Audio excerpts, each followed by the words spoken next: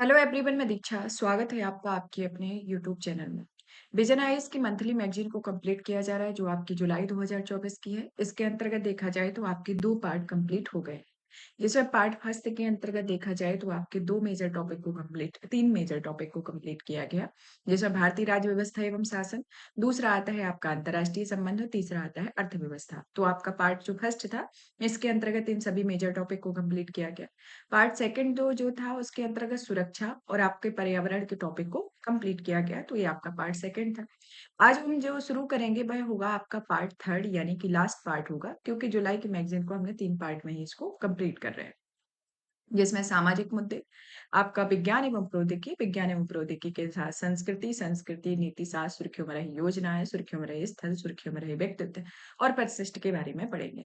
तो इस तरीके से हमारे ये टॉपिक है, जिसको एक-एक करके आज कंप्लीट किया जाएगा। तो हमारा आज का जो टॉपिक रहेगा, शुरुआत करेंगे सामाजिक मुद्दे यानी कि सोशल इश्यू से। आपको बता दें कि इसके पहले की जो मैगज़ीन है, यानी कि आपकी सितंबर की जो है, वो आपकी कल से ही आ जाएगी, जैसे कि आज हमने ये डाल दिया है। तो वो आपकी डेली एक-एक लेक्चर दे दिया जाएगा, जिससे आपका रिवीजन हो सके। और आपका ये है कि जैसे कि आप जो भी आपके एग्ज़ाम आ रहे हैं, तो उसके लिए उस बेसिस पे हम आपको बताएँगे कि किस तरीके से आपको पढ़ना है। क्योंकि ये आ रहा था कि आपको किस तरीके से पढ़ना है, या फिर आप उसको रिपीट कराइए, या चीज़ें जिस तरीके से चल रही हैं। तो इन सबको ध्यान में रखते हुए हम इसकी शुरुआत करते हैं, और आपको आज एक पैटर्न एक तरीके का बताया जाएगा कि आपको किस तरीके से अपनी तैयारी को, करंट अफेयर को किस तरीके से कंप्लीट करना है।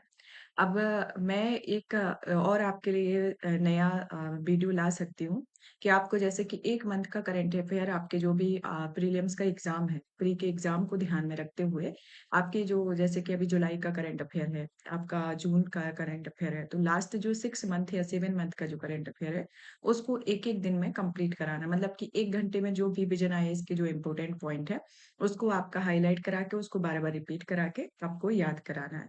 तो इस बेसिस पे अगर आपका होता है, तो आप हमें कमेंट्स करके बताइएगा कि अगर आपको ये चीज़ पसंद आ रही है कि आपको 1 घंटे में पूरा विज़न की मैगज़ीन 1 मंथ की कंप्लीट हो जाए, तो उस बेसिस पे अगर आप इस पे सपोर्ट करते हैं या फिर इसमें और कमेंट्स करते हैं, तो हम आपको मैगज़ीन लेके आएँगे।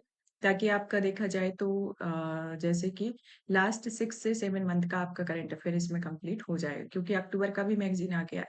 तो अगर आप इसको कहते हैं, तो आपके लिए वो सुविधा भी दी जाएगी कि आप जैसे कि 1 मंथ का करंट अफेयर 1 ही महीने में इसका हो जाए, और वो आपके प्री के पॉइंट ऑफ व्यू से हो, कि जो-जो इम्पोर्टेंट पॉइंट है, जैसे कि आपका बीपीएससी का एग्ज़ाम भी आ रहा है, यूपीपीएससी का भी एग्ज़ाम आ रहा है, तो उनको जो आपके वन लाइनर फैक्ट टाइप के होते हैं, तो वो उससे कंप्लीट हो जाएँगे। तो आप हमें बताइएगा, तो हम आपकी सुविधा के अकॉर्डिंग आपको ये सेशन भी ला सकते हैं। तो आप बताइएगा जिस तरीके से आपका हो।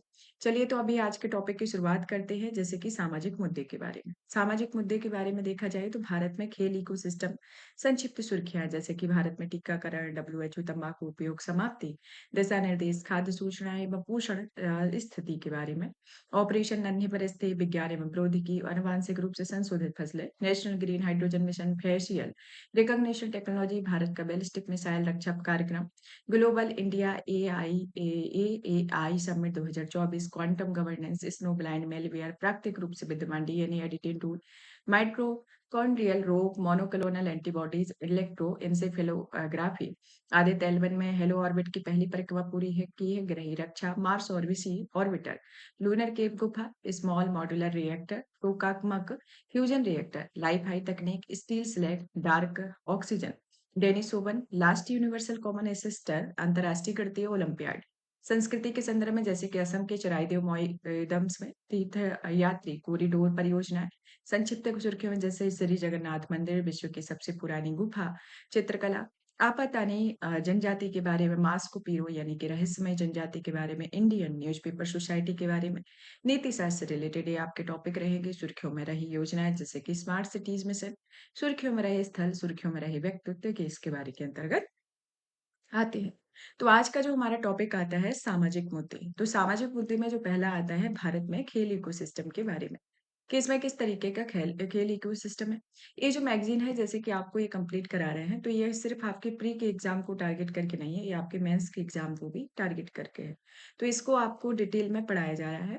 लेकिन हाँ, आपको कुछ-कुछ जो टॉपिक हैं आपको उसको रिवाइज़ करा दिया जाएगा जो आपके जिस तरीके के आपके प्री के पॉइंट ऑफ व्यू से क्वेश्चन बनते हैं और इसमें कौन-कौन सा सेक्शन इम्पोर्टेंट होता है। तो ये जब आपका जिस तरीके से टॉपिक अभी शुरुआत कर रहे हैं, तो आपको ये बता दिया जाएगा कि आपका ये टॉपिक इम्पोर्टेंट है क्योंकि आपका इसका भी कमेंट्स आया हुआ था, तो उसको भी ध्यान में रखते हुए कि आपका कौन-सा टॉपिक इम्पोर्टेंट है और ये होता है ना कि आपने पूरा मैगज़ीन पढ़ लिया है, बट आपको नहीं समझ में आ रहा है कि कौन-सा इम्पोर्टेंट है, कौन-सा नहीं है और हमें ये पूरा पढ़ना चाहिए क्योंकि एग्ज़ाम टाइम पे आप पूरी चीज़ें कवर नहीं कर पाते हो, तो आप इम्पोर्टेंट चीज़ों को एक बार रिवाइज़ करने की कोशिश करते हो। तो उन्हीं सबको ध्यान में रखते हुए तो आपको जो भी इम्पोर्टेंट होगा तो आपको लर्न करा दिया जाएगा, 1 से 2 बार बोला जाएगा और साथ ही साथ आपको वो चीज़ें पॉइंट आउट भी करा दी जाएगी। और अगर आपका जैसे कि आप अगर इसका पढ़ते-पढ़ते थोड़ा छोटा नोट्स बना रहे हैं, तो आप नोट्स बना सकते हैं या फिर हुआ तो जब आपका एग्ज़ाम आएगा, यूपीएससी का एग्ज़ाम, तो उस टाइम पे आपको नोट्स दे दिया जाएगा या फिर आपको ये जो एक ऑप्शन बताया हुआ है कि आप जैसे कि 1 मंथ का करंट अफेयर आपका 1 घंटे में कंप्लीट हो, जिसमें आपका फैक्चुअल क्वेश्चन इसी मैगज़ीन से ही कंप्लीट कराए जाएँ, उसी को हाइलाइटेड कर दिया जाए। तो उससे आपका याद करने की ये रहेगा कि आपने 1 मंथ में 1 महीने का करंट अफेयर कंप्लीट कर लिया। तो इसी बेसिस पे होगा, तो आप हमें बताइएगा। चलिए तो हमारे सामाजिक मुद्दे के अंतर्गत आज का हमारा टॉपिक जो आता है भारत में खेल इकोसिस्टम यानी कि इंडियाज़ स्पोर्ट्स इकोसिस्टम। तो ये अभी नया सिस्टम आया हुआ है खेल इकोसिस्टम यानी कि ये शब्दावली जो है आमतौर पर अभी पहले नहीं देखी गई लेकिन प्रेज़ेंट में ये चर्चा में रही। अब प्रेज़ेंट में क्यों चर्चा में रही, उसके पीछे रीज़न क्या है? तो इसके बारे में जानते हैं, कि जैसे कि हाल ही में आयोजित पेरिस ओलंपिक जो अभी पेरिस में ओलंपिक हुआ, उसे 2024 में भारत ने 71वें स्थान पर रहा। कि भारत कितने में रहा? 71वें में और जो 2020 का ओलंपिक हुआ था, आपको पता ही होगा कि ओलंपिक खेल जो है, साल में 4 साल में 1 बार ओलंपिक खेलों का आयोजन होता है। तो जो 2020 का हुआ था, वो हुआ था टोक्यो में और जो 2024 का हुआ, वो आपका पेरिस में हुआ। तो 2020 में भारत ने 20वीं रैंक यानी कि भारत ने 48वीं रैंक हासिल की थी और 2024 में 71वीं रैंक हासिल की है। तो इस तरीके से देखा जाए तो ये इसमें भारत की रैंकिंग में इसमें गिरावट दर्ज की गई है। मतलब कि वो तो गिरावट दिख ही रही है कि वहाँ पहले 48वें नंबर पर था, अभी प्रेज़ेंट में 71वें नंबर पर था। अब आता है कि आखिर कितने पदक जीते गए? कौन-सा स्वर्ण पदक मिला? स्वर्ण पदक शामिल था या नहीं था? कौन-कौन से पदक शामिल है? वो किस-किस को मिला? तो इनके बारे में जान लेते हैं। इसमें कुछ आप इन इस तरीके का ये जब आप क्या आप जानते ही वाला आता है, तो इसमें आपको याद कर लेना होता है क्योंकि ये जो डेटा रहता है, वो आपके प्री में भी पूछा जाता है और आपके मेंस में आपको आंसर राइटिंग करने में भी ये हो जाता है क्योंकि इस तरीके का डेटा आप अगर उसमें लिख देते हैं अपने मेंस के आंसर राइटिंग में, तो आपके नंबर और आपका जो इम्पैक्ट रहता है, वो बहुत अच्छा जाता है। तो उसमें आपको ये ध्यान रखना है और आपका जो प्री के पॉइंट ऑफ व्यू से देखा जाए तो आपका ये डेटा तो डायरेक्ट ही पूछ लिया जाता है जैसे कि कथन उदाहरण हुआ, कथन 1 सही है, कथन दूसरा सही है। तो जैसे कि आपका पहला कथन दे दिया कि भारत में 2036 में ओलंपिक खेलों की मेज़बानी करने की तैयारी कर रहा है और कारण दे दिया कि भारत ने 2036 तक विश्व के शीर्ष 10 राष्ट्रों में और 2047 तक शीर्ष 5 राष्ट्रों में शामिल होने का लक्ष्य निर्धारित किया है। या फिर ये देखिए लक्ष्य निर्धारित नहीं किया है या फिर इसमें 2036 की जगह 2050 दे दे या फिर 30 दे दे, 2047 की जगह 2045 दे दे, तो इस तरीके से अगर आपका डिजिट चेंज कर दे, तो इसमें जैसे कि आपका कथन एक सही है, कारण गलत है या फिर कथन कारण दोनों सत्य है और अगर दोनों सेम दे दिया तो कथन भी सही है, कारण भी सही है और उसका स्पष्टीकरण भी है। तो इस तरीके के आपके क्वेश्चन दे दिए जाएँगे या फिर जैसे कि दूसरा पैटर्न होता है कि आपका एक कथन सही है, दूसरा कथन सही है। तो एक केवल 1 सही है या केवल 2 सही है, केवल 1 और 2 सही है। मतलब कि इस तरीके के आपके क्वेश्चन इसी तरीके से बनाए जाते हैं। तो ये आपके एक नॉलेज के बेसिस पे है कि आपको इन सब जो क्या आप जानते हैं वाला जो इसमें सेक्शन दिया रहता है, इसको आपको याद कर लेना है। तो क्या याद करना है कि भारत में ओलंपिक खेलों की मेज़बानी कब की कर रहा है करने की तैयारी कब कर रहा है? 2036 की और शीर्ष 10 राष्ट्रों में भारत ने 2036 में और 2047 तक शीर्ष 5 राज्यों में शामिल होने का लक्ष्य निर्धारित किया है। तो ये भारत की अपनी एक लक्ष्य निर्धारित किए हुए हैं। प्रेज़ेंट की सिचुएशन के अकॉर्डिंग देखा जाए तो 2024 में जो ओलंपिक हुआ था पेरिस में, वहाँ 71वां स्थान था और अभी टोक्यो ओलंपिक 2020 में जो हुआ था उसमें 48वां स्थान था। इससे संबंधित तथ्य देखे जाए तो 2024 का जो पेरिस ओलंपिक था, उसमें 6 पदक जीते हुए हैं, जिसमें देखा जाए तो स्वर्ण पदक नहीं जीता गया। तो आपसे ही पूछ लिया जाए कि 2024 का जो ओलंपिक खेल हुआ था उसमें स्वर्ण पदक जीता गया था, स्वर्ण पदक जीता गया था, आपसे कथन सत्य और असत्य में दे दिया जाए। तो आपको याद रखना है कि पेरिस ओलंपिक जो 2024 का हुआ था उसमें 6 पदक जीते, जिसमें लेकिन कोई भी स्वर्ण पदक नहीं जीता गया। इसमें 1 रजत और कांस्य पदक जीते गए और हालाँकि जो टोक्यो ओलंपिक में भारत ने 7 पदक जीते हुए थे, जिनमें 1 स्वर्ण, 2 रजत, 4 कांस्य पदक शामिल थे। तो एक तरीके से कंपैरिज़न देखा जाए, तो जो 2020 में हुआ था, तो अच्छी रैंक भी हासिल की थी, उसके साथ स्वर्ण पदक भी जीता था। लेकिन 2024 में रैंक में भी गिरावट आया हुआ है, 6 पदक जीते हुए हैं, बल्कि स्वर्ण पदक नहीं जीता हुआ है। तो इस तरीके से है। पदक तालिका रैंकिंग के बावजूद जैसे कि पेरिस 2024 में भारत ने ओलंपिक में अब तक तीसरा सर्वश्रेष्ठ प्रदर्शन किया है और रियो ओलंपिक 2024 के अंतर्गत भारत ने केवल 2 पदक जीते थे। कॉमनवेल्थ गेम्स 2022 और समर डेफ ओलंपिक्स 2021 जैसे आयोजनों में बेहतर प्रदर्शन के बावजूद पेरिस ओलंपिक में भारत का प्रदर्शन जो था, वो संतोषजनक नहीं था। अब जान लेते हैं भारत के खेल इकोसिस्टम के बारे में कि भारत में का जो सिस्टम है, वो किस तरीके से है। तो खेल तो जो देखा जाए, वो आपका राज्य सूची के विषय के अंतर्गत आता है। भारतीय संविधान की 7वीं अनुसूची के अंतर्गत देखा जाए, तो उसमें आपके कुछ है केंद्र की सूची है, कुछ राज्य की सूचियाँ हैं, मतलब कि संघीय सूची, राज्य सूची और संवर्ती सूची और अवशिष्ट सूची के अंतर्गत कुछ विषय दिए गए हैं। तो इसमें जो विषय आए हुए हैं, वो खेल जो है वह राज्य सूची का विषय है। राज्य सूची का विषय इसलिए इसे खेलों के प्रसार की जिम्मेदारी मुख्य रूप से राज्य केंद्र शासित प्रदेशों के सरकार प्रयास होती है और इसमें खेल सुविधाएं भी प्रदान करना शामिल हुआ है।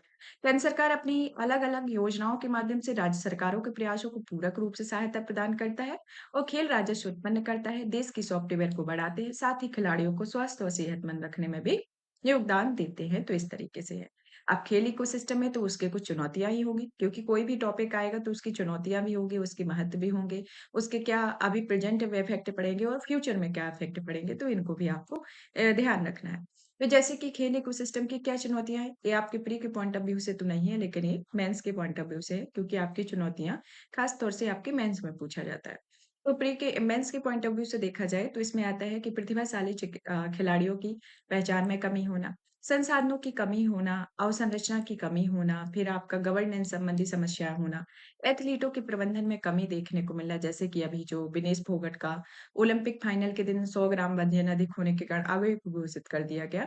वो एक तरीके से भारत के एक निश्चित रजत और संभावित स्वर्ण पदक को खो दिया है और महिला पहलवान अंतिम पंघाल वजन कम करने के लिए 48 घंटे तक भूखे रहने के बाद थकावट के कारण मुकाबला में हार गई। तो इस तरीके से देखा जाए तो जो एथलीट है तो उनके प्रबंधन में कमी का एक भी एक तरीके से चैलेंजेस है। अन्य चुनौतियों में देखा जाए तो खेल के अवसरों में दी जाने वाली सरकारी सहायता के बारे में जागरूकता की कमी है। उत्कृष्ट शिक्षा श्रेणी के कोचिंग स्टाफ की कमी होना, लैंगिक असमानताएं मौजूद होना और निजी क्षेत्र का सहयोग नहीं मिल पाना आदि इसके अंतर्गत आते हैं जो कि इसके चुनौतियों के तौर पर आता है। अब आता है कि ये जो खेल इकोसिस्टम को बढ़ावा देने के लिए कौन-कौन सी पहलें शुरू की गई हैं, तो पहलों के बारे में आपको याद रख लेना है, क्योंकि ये प्री के पॉइंट ऑफ व्यू से आपके इम्पोर्टेंट है। जैसे कि बस्तीय सहायता, केंद्रीय युवा कार्यक्रम और खेल मंत्रालय के अधीन इसे आपका 2014 से 2015 में 2023-24 के बीच में दोगुना हो गया। दूसरा आता है खेलो इंडिया कार्यक्रम, जो कि आपका कार्य जमीनी स्तर और शीर्ष स्तर पर एथलीटों की पहचान और उनके विकास के लिए शुरू किया गया। खेलो इंडिया राइजिंग टैलेंट आइडेंटिफिकेशन यानी कि कीर्ति कार्यक्रम जिसका उद्देश्य देश के प्रत्येक क्षेत्र में प्रतिभाओं की पहचान करने के लिए 9 से 18 वर्ष के स्कूली बच्चों को लक्षित करना है। खेल गतिविधियों को मुख्य धारा में लाना जैसे कि फिट इंडिया मूवमेंट और राष्ट्रीय शिक्षा नीति 2020 में खेतों को शामिल किया जाना। राष्ट्रीय खेल विकास कोष योजना जो कि एथलीटों को एक ऐसा विकासात्मक समूह फंड को देती है जो कि ओलंपिक खेलों में पदक की संभावित दावेदार है और कॉर्पोरेट और सार्वजनिक क्षेत्र के उपक्रम में स्पोर्ट्स में योगदान कर सकती है। टारगेट ओलंपियाड पोडियम योजना जो कि एक तरीके से भारत के शीर्ष एथलीटों के वित्त पोषण, विशेष उपकरण, अंतर्राष्ट्रीय प्रदर्शन, शीर्ष स्तरीय कोचिंग और मासिक भत्ता सहित व्यापक सहायता प्रदान करती है। एक स्कूल एक खेल नीति जो कि रक्षा मंत्रालय ने सैनिक स्कूलों के लिए पहल शुरू की है जिसके अंतर्गत संबंधित राज्य या केंद्र शासित प्रदेशों के लिए पहचाने गए कम से कम एक खेल क्षेत्र पर ध्यान केंद्रित किया है। प्रौद्योगिकी का उपयोग जो कि उभरते एथलेटिक की क्षमता और अनुमान लगाने के लिए आर्टिफिशियल इंटेलिजेंस पर आधारित डेटा एनालिटिक्स का उपयोग किया जा रहा है। तो इस तरीके से देखा जाए तो ये आपका खेल इकोसिस्टम के लिए शुरू की गई कुछ पहले है। भारत में खेल इकोसिस्टम को मजबूत करने की दिशा में क्या-क्या राय है? मतलब कि आगे क्या-क्या सुझाव है कि इस सिस्टम को और मजबूत किया जाए? जैसे कि मानसिकता में बदलाव करना, कि माता-पिता जो है उन लाभों को बारे में जागरूक किया जाना चाहिए। राज्य या राष्ट्रीय स्तर पर खेलों में प्रदर्शन करने वाले छात्र-छात्राओं को मिलते हो, जैसे कि उच्चतर शैक्षणिक संस्थानों में आरक्षण और सरकारी नौकरियों में वरीयता होना। खेल प्रतिभा पूल को बढ़ाना, जैसे कि खेल युवा प्रतिभा को बढ़ावा देना, जैसे कि आपका एग्ज़ाम्पल के तौर पर केरल राज्य सरकार की एक पंचायत और खेल मैदान है। ऐसा मानक है जो कि राज्यों में जमीनी स्तर पर खेल संस्कृति को बढ़ावा देने के लिए अपनाया गया है।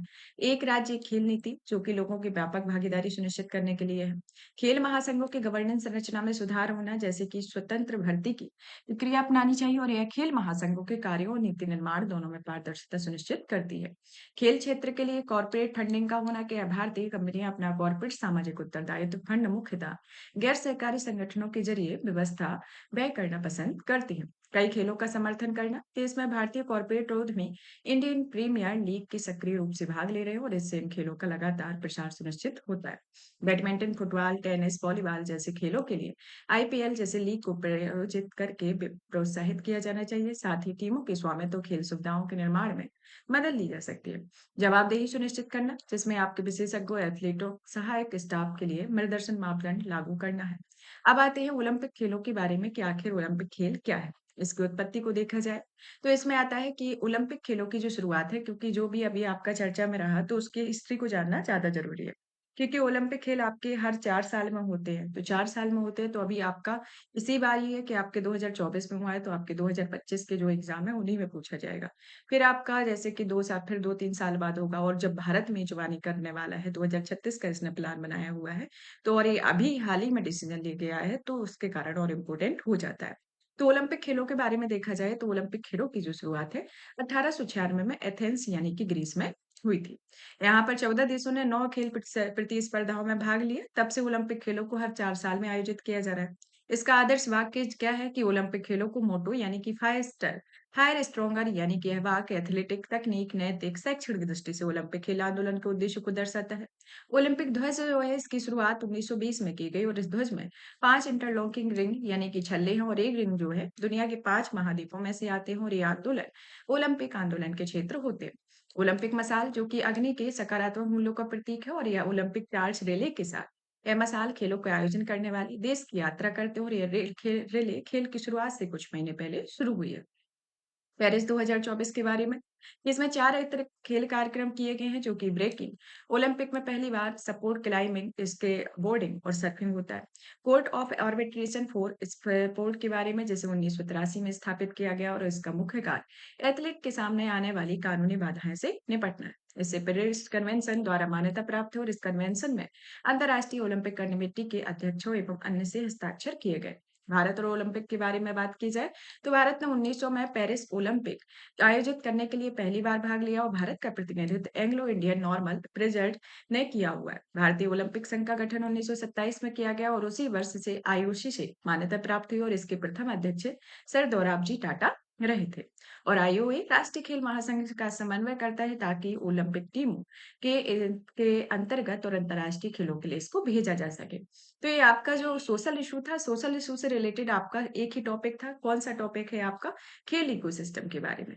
तो ये आपके खेल इकोसिस्टम है, तो इसके अंतर्गत देखा जाए, तो आपका जैसे कि पहला इम्पोर्टेंट पॉइंट आते हैं। पहला कि पेरिस ओलंपिक आपका कहाँ हुआ? मतलब कि ओलंपिक 2024 पेरिस हुआ, जिसमें भारत की रैंकिंग कितनी रही? 71वीं। 2020 से कंपैरिज़न करें, तो भारत के अकॉर्डिंग 48वीं आती है। फिर आते हैं कि इसमें कि 2036 में खेलों की मेज़बानी भारत एक प्लान बना रहा है, और इसमें 2036 तक शीर्ष 10 राष्ट्रों में स्थान, और 2047 तक शीर्ष 5 राष्ट्रों में स्थान। तो इस तरीके से अब आते हैं कि भारत के पेरिस ओलंपिक ने इसने 6 पदक जीते, जिसमें 1 स्वर्ण पदक भी नहीं, 1 भी स्वर्ण पदक नहीं जीता। बल्कि 2020 से कंपैरिजन किया जाए, तो इसमें 7 पदक जीते गए हैं, जिसमें 1 स्वर्ण, 2 रजत, 4 कांस्य पदक शामिल। भारत का 2024 में ओलंपिक में तक का तीसरा सर्वश्रेष्ठ प्रदर्शन रहा, और एक तरीके से अब आता है कि खेल इकोसिस्टम जो कि राज्य सूची का विषय है, जिसमें किसकी जिम्मेदारी होती है? मुख्य रूप से संबंधित राज्य, केंद्र शासित प्रदेश या सरकार की होती है। प्रतिभाशाली के अंतर्गत ये चुनौतियाँ आती हैं, जैसे कि आपकी प्रतिभाशाली खिलाड़ियों में पहचान में कमी, संसाधन में कमी और संरचना की कमी, गवर्नेंस समस्या संबंधी समस्याएँ, एथलीटों के प्रबंधन।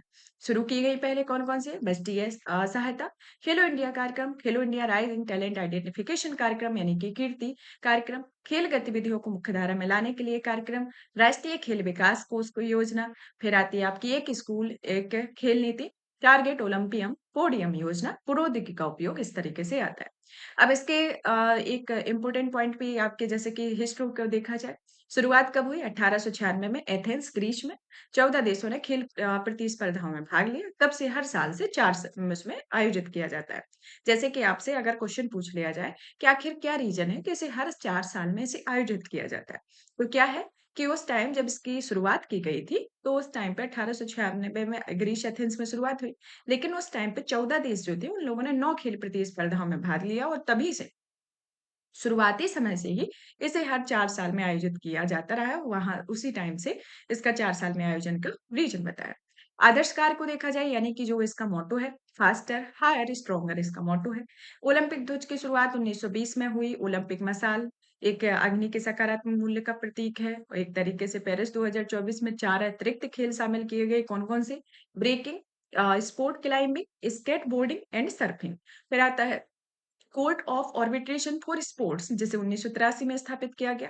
भारत और ओलंपिक में एक कंपैरिजन को देखा जाए तो ओलंपिक भारत में ने 1900 में पेरिस में आयोजित ओलंपिक में खेलों में पहली बार हिस्सा लिया और एंग्लो इंडियन नॉर्मल प्रिजल्ट ने इसमें भारत का प्रतिनिधित्व किया। भारतीय ओलंपिक संघ के गठन के संदर्भ में बात की जाए तो इसे 1927 में इसका गठन किया गया और इसे आईओसी से मान्यता प्राप्त है और इसके प्रथम अध्यक्ष सर दोराबजी टाटा बनाए गए। तो इस तरीके से देखा जाए तो इसके इम्पोर्टेंट पॉइंट ये निकल कर आते हैं। अब आते हैं संक्षिप्त सुर्खियों की ओर, तो इसमें जो मेन मेजर पॉइंट है उनको देख लेते हैं। जैसे कि भारत के टीकाकरण के बारे में। भारत में टीकाकरण जो है डब्ल्यूएचओ, यूनिसेफ राष्ट्रीय टीकाकरण कवरेज 2023 के अनुमान को जारी किया गया। इस अनुमान के अंतर्गत देखा जाए तो आपको इनको याद रखना है कि वैश्विक अनुमान क्या है, आपका भारतीय अनुमान क्या है और ये टीकाकरण किन-किन टीकाकरण में किन-किन बीमारियों को शामिल किया गया है, इसका क्या रेशियो है, क्या इम्पैक्ट है, क्या-क्या चुनौतियाँ हैं और कौन-कौन सी इससे रिलेटेड पहलों को शुरू किया गया है गवर्नमेंट के द्वारा, तो इनके बारे में जानते हैं। जैसे कि वैश्विक अनुमान के तौर पर देखा जाए तो 2023 में बाल टीकाकरण के जो कवरेज में रुकावट आई हुई है। इसकी वजह जो रही है 2.7 मिलियन यानी कि 27 लाख बच्चों को या तो कोई भी टीका नहीं लगाया गया है या फिर सभी टीके नहीं लगाए गए थे और बिना टीकाकरण वाले में 50% से अधिक बच्चे संघर्ष से प्रभावित हो और 21 देशों में रहते हैं। तो एक तरीके से वैश्विक अनुमान को देखा जाए तो ये ग्लोबल एस्पेक्ट के तौर पर ये अनुमान है।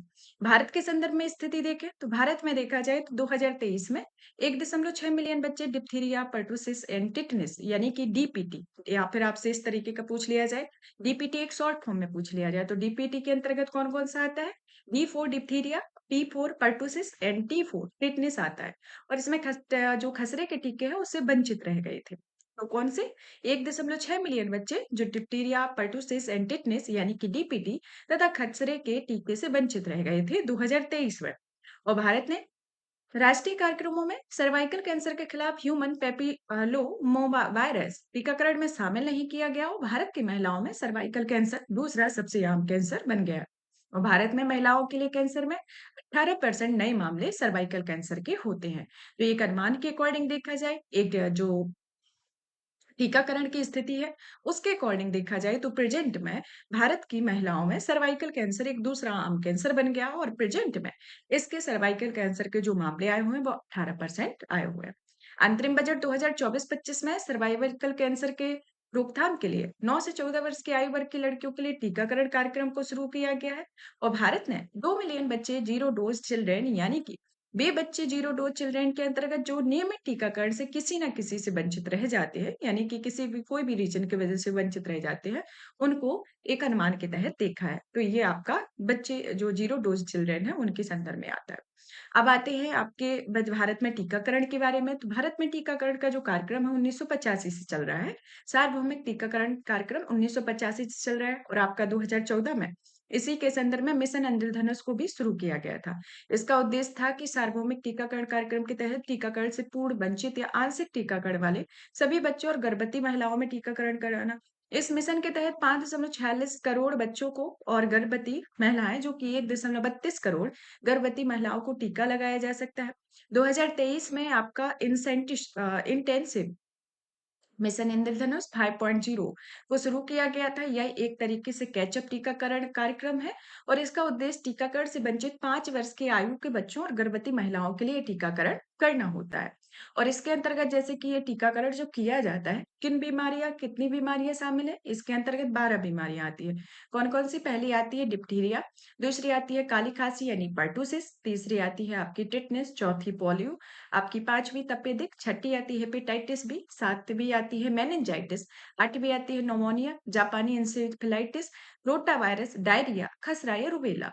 तो इस तरीके से देखा जाए तो ये टोटल इस टीकाकरण कार्यक्रम में 12 बीमारियां शामिल हैं। अब ये टीकाकरण का जो कार्यक्रम चलाया जाता है तो उसके अंतर्गत कौन-कौन सी चुनौतियां हैं? कौन-कौन सी? जैसे कि संसाधनों की कमी होना, जिम्मेदारों की कमी होना और टीकाकरण पर एक केंद्रीकृत रिकॉर्ड सिस्टम का अभाव देखा गया है, जो कि टीकाकरण लक्ष्य हासिल करने में दबाव से भी समस्या उत्पन्न होती है। तो इस तरीके से देखा जाए तो ये टीकाकरण से रिलेटेड चुनौतियां आती हैं। अब आता है नेक्स्ट टॉपिक, डब्ल्यूएचओ तंबाकू उपयोग समाप्ति दिशा निर्देश के बारे में, कि ये जो दिशा निर्देश है तंबाकू लत को छुड़ाने के लिए पहला नैदानिक उपचार दिशा निर्देश जारी किया है। इस दिशा निर्देश के अंतर्गत देखा जाए तो इसमें 750 मिलियन से अधिक तंबाकू उपयोगकर्ताओं को मदद मिलने की उम्मीद की गई है। विश्व के 1.25 बिलियन तंबाकू उपयोगकर्ताओं ने 60% से अधिक लोग इसका सेवन करना छोड़ देते हैं। कारण रहा है कि अदक्ष स्वास्थ्य प्रणालियां होना, संसाधनों की कमी होना। नैदानिक उपचार में दवा और व्यवहार संबंधी उपायों को शामिल किया गया है, इसके अंतर्गत आता है। अब आता है कि खाद्य सुरक्षा और पोषण की स्थिति के बारे में कि विश्व में खाद्य सुरक्षा और पोषण की स्थिति रिपोर्ट 2024 जारी की गई। यह रिपोर्ट जो है संयुक्त राष्ट्र की 5 विशेष एजेंसियों ने तैयार की है। अब इसके अंतर्गत कौन-कौन सी एजेंसियां आती हैं? पहली तो आती है आपकी खाद्य एवं कृषि संगठन, दूसरी आती है अंतर्राष्ट्रीय कृषि विकास कोष, तीसरी आती है यूनिसेफ, चौथी आती है विश्व खाद्य कार्यक्रम और 5वीं आती है विश्व स्वास्थ्य संगठन। तो इस तरीके से देखा जाए तो ये 5 एजेंसियां हैं। 5 एजेंसियों के अंतर्गत इनको मिला के आपकी ये विश्व खाद्य सुरक्षा और पोषण स्थिति रिपोर्ट को जारी किया गया है। और ये इसकी जो रिपोर्ट की थीम है, ये भुखमरी, खाद्य सुरक्षा और कुपोषण के सभी रूपों का उन्मूलन करने के लिए एक वित्त पोषण पर केंद्रित होना इसकी ये प्रमुख थीम है।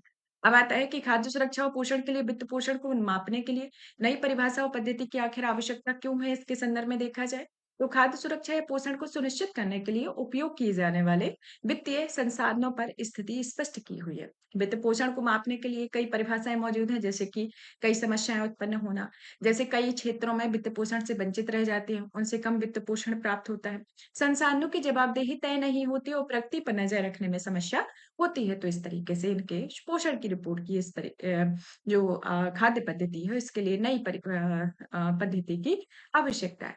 अब आते हैं कि वित्त पोषण की वर्तमान कमी क्या है उसके बारे में, कि कृषि पर प्रति व्यक्ति सार्वजनिक व्यय का कम होना और खाद्य सुरक्षा और पोषण पर आधिकारिक विकास सहायता और अन्य सरकारी व्यय का 1/4 से कम हिस्सा इसमें व्यय किया जाता है।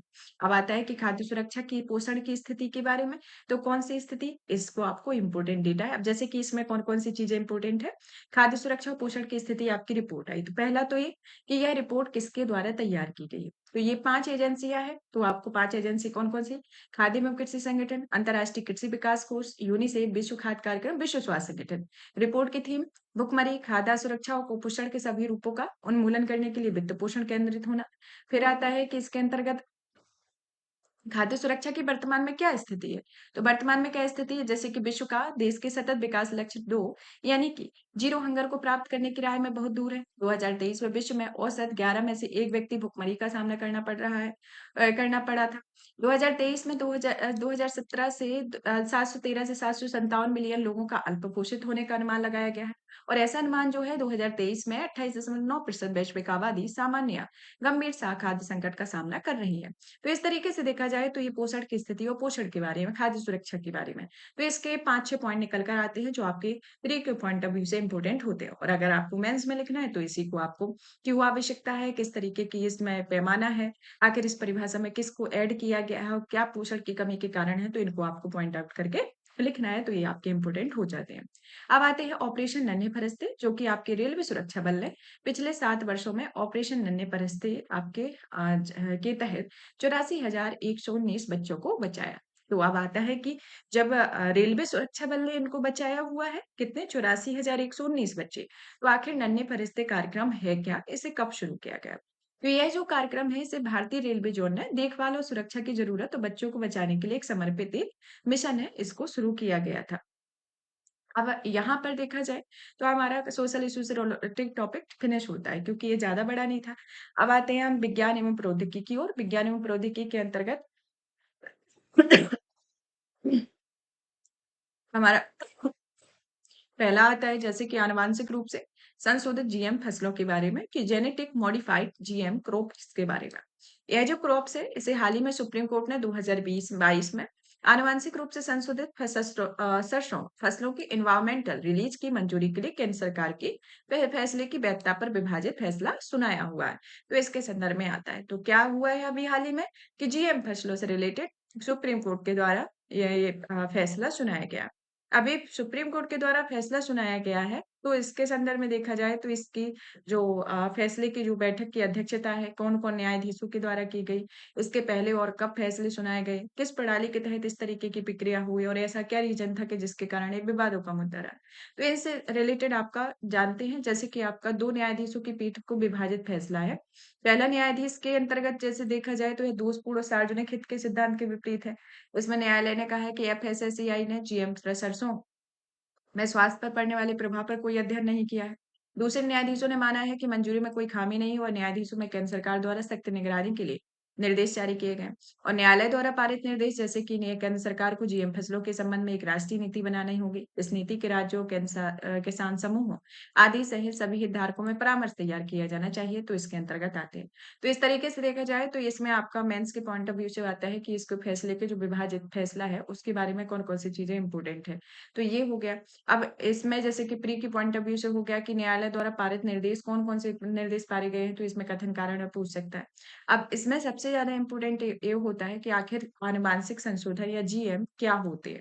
तो जीएम क्या होते हैं इसके संदर्भ में बात की जाए तो ये एक तरीके से सजीव के डीएनए में परिवर्तन होता है। इसके आम तौर पर समझ लिया जाए कि ऐसी जो किसी जीव सजीव के डीएनए में परिवर्तन किया जाता है और यह कार्य जो है डीएनए किसी मौजूदा हिस्से के परिवर्तन करके या नया जीन जोड़कर किया जाता है। यह जो कार्यप्रणाली है जब कोई वैज्ञानिक किसी पादप में आनुवांशिक संशोधन करता है तो वह पादप के जीन में एक बाहरी जीन डालता है और इस बाहरी जीन को ट्रांसजीन कहा जाता है और एक पादप से दूसरे पादप में और एक प्राणी से अन्य प्राणी में या एक सूक्ष्म जीव से या अन्य पादप में स्थानांतरित इसे किया जाता है तो इसकी कार्यप्रणाली एक तरीके से कार्य करती है। अब जान लेते हैं इसमें बार्नेज स्टार प्रणाली के बारे में जो एक तरीके से क्रॉस परागण को सुगम बनाने के लिए बार्नेज जीन मुक्त युक्त मेल स्टेराइल लाइंस को बार स्टार जीन युक्त फर्टिलिटी स्टोरेन लाइंस के साथ क्रॉस कराया जाता है।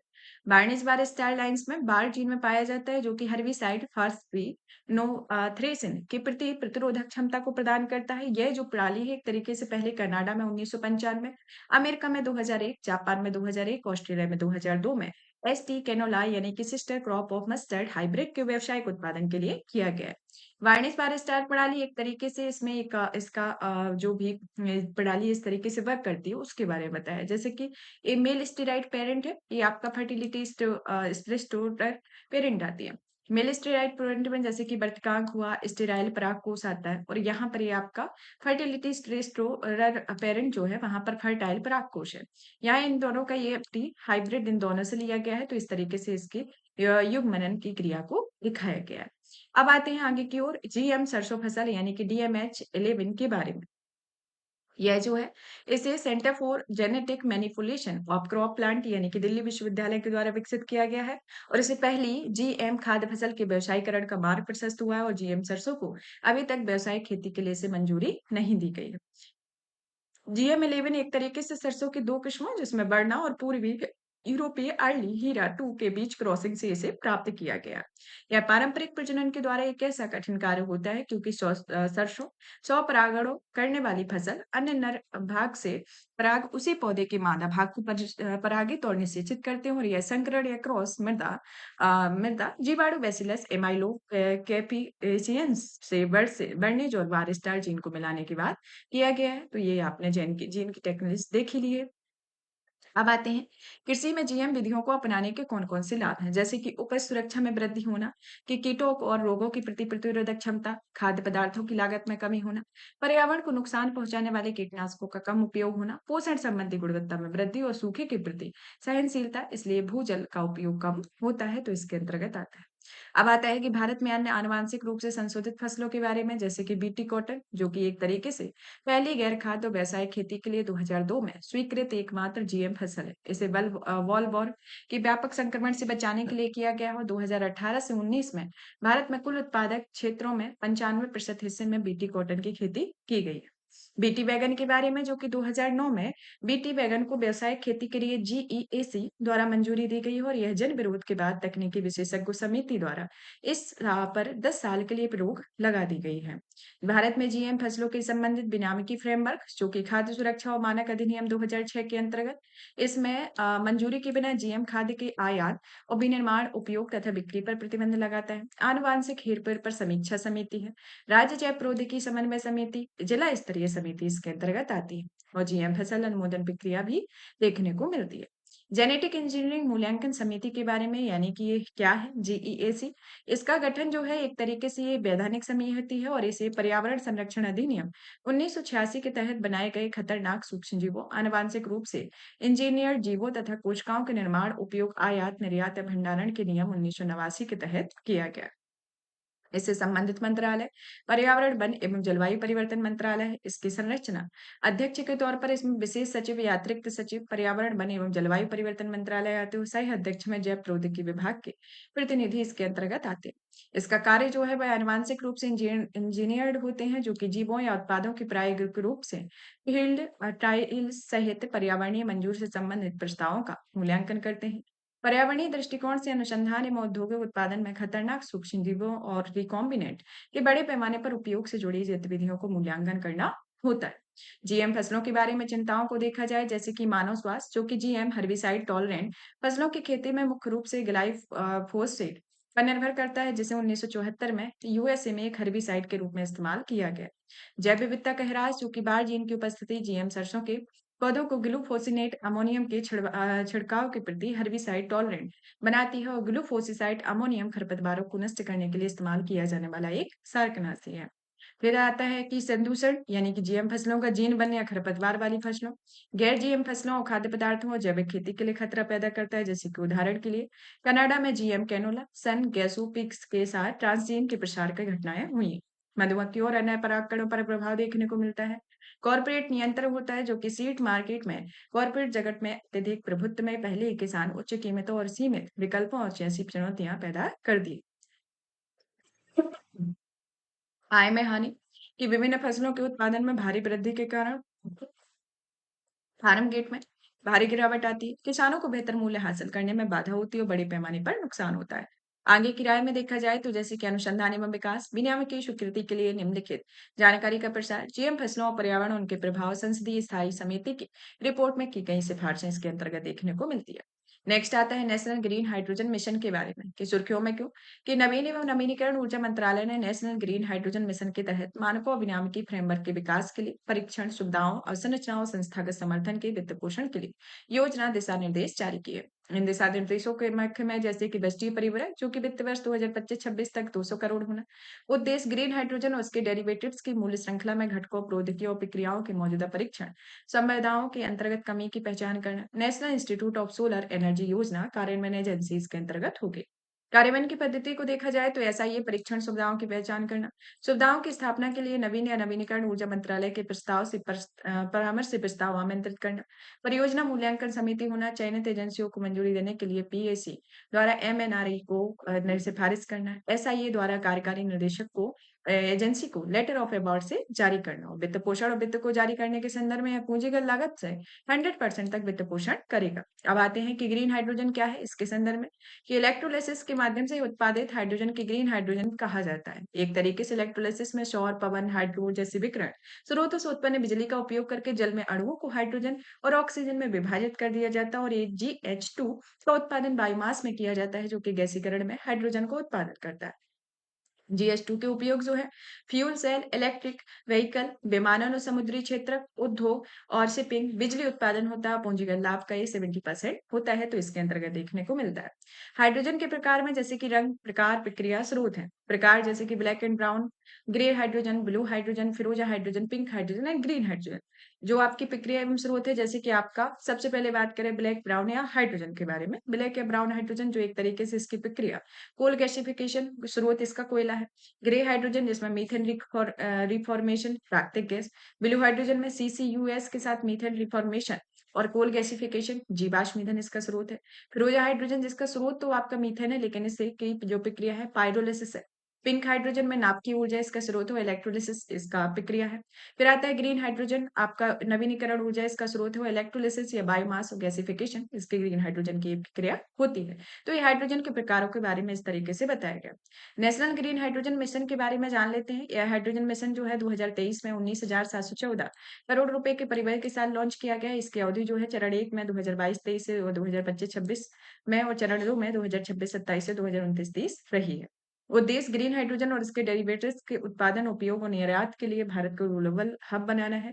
इसके मुख्य घटक में देखा जाए तो यह निर्यात और घरेलू उपयोग के माध्यम से मांग सृजन को सुगम करता है। Strategic intervention for green hydrogen transmission programme है, जो कि एक इलेक्ट्रोलाइजर के विनिर्माण और ग्रीन हाइड्रोजन के उत्पादन को प्रोत्साहित करता है। इस्पात, मोबिलिटी, शिपिंग, विकेंद्रीकृत ऊर्जा उपयोग, बायोमास में हाइड्रोजन उत्पादन, हाइड्रोजन भंडार आदि के लिए पायलट परियोजनाओं को संचालित करता है। 2030 तक इस मिशन के कुछ अपेक्षित परिणाम हैं, जैसे कि भारत में हरित हाइड्रोजन उत्पादन क्षमता कम से कम 5 MMT प्रति वर्ष तक पहुंच जाएगी। नवीनीकरण ऊर्जा क्षमता में लगभग 125 GW की वृद्धि होगी। इसमें कुल निवेश 8 लाख करोड़ से अधिक है। 6 लाख से अधिक पूर्णकालिक नौकरियां सृजित है। प्रति वर्ष 50 MMT CO2 उत्सर्जन को रोका जा सकेगा। तो इसके अंतर्गत ये अपेक्षित परिणाम देखने को मिलती है।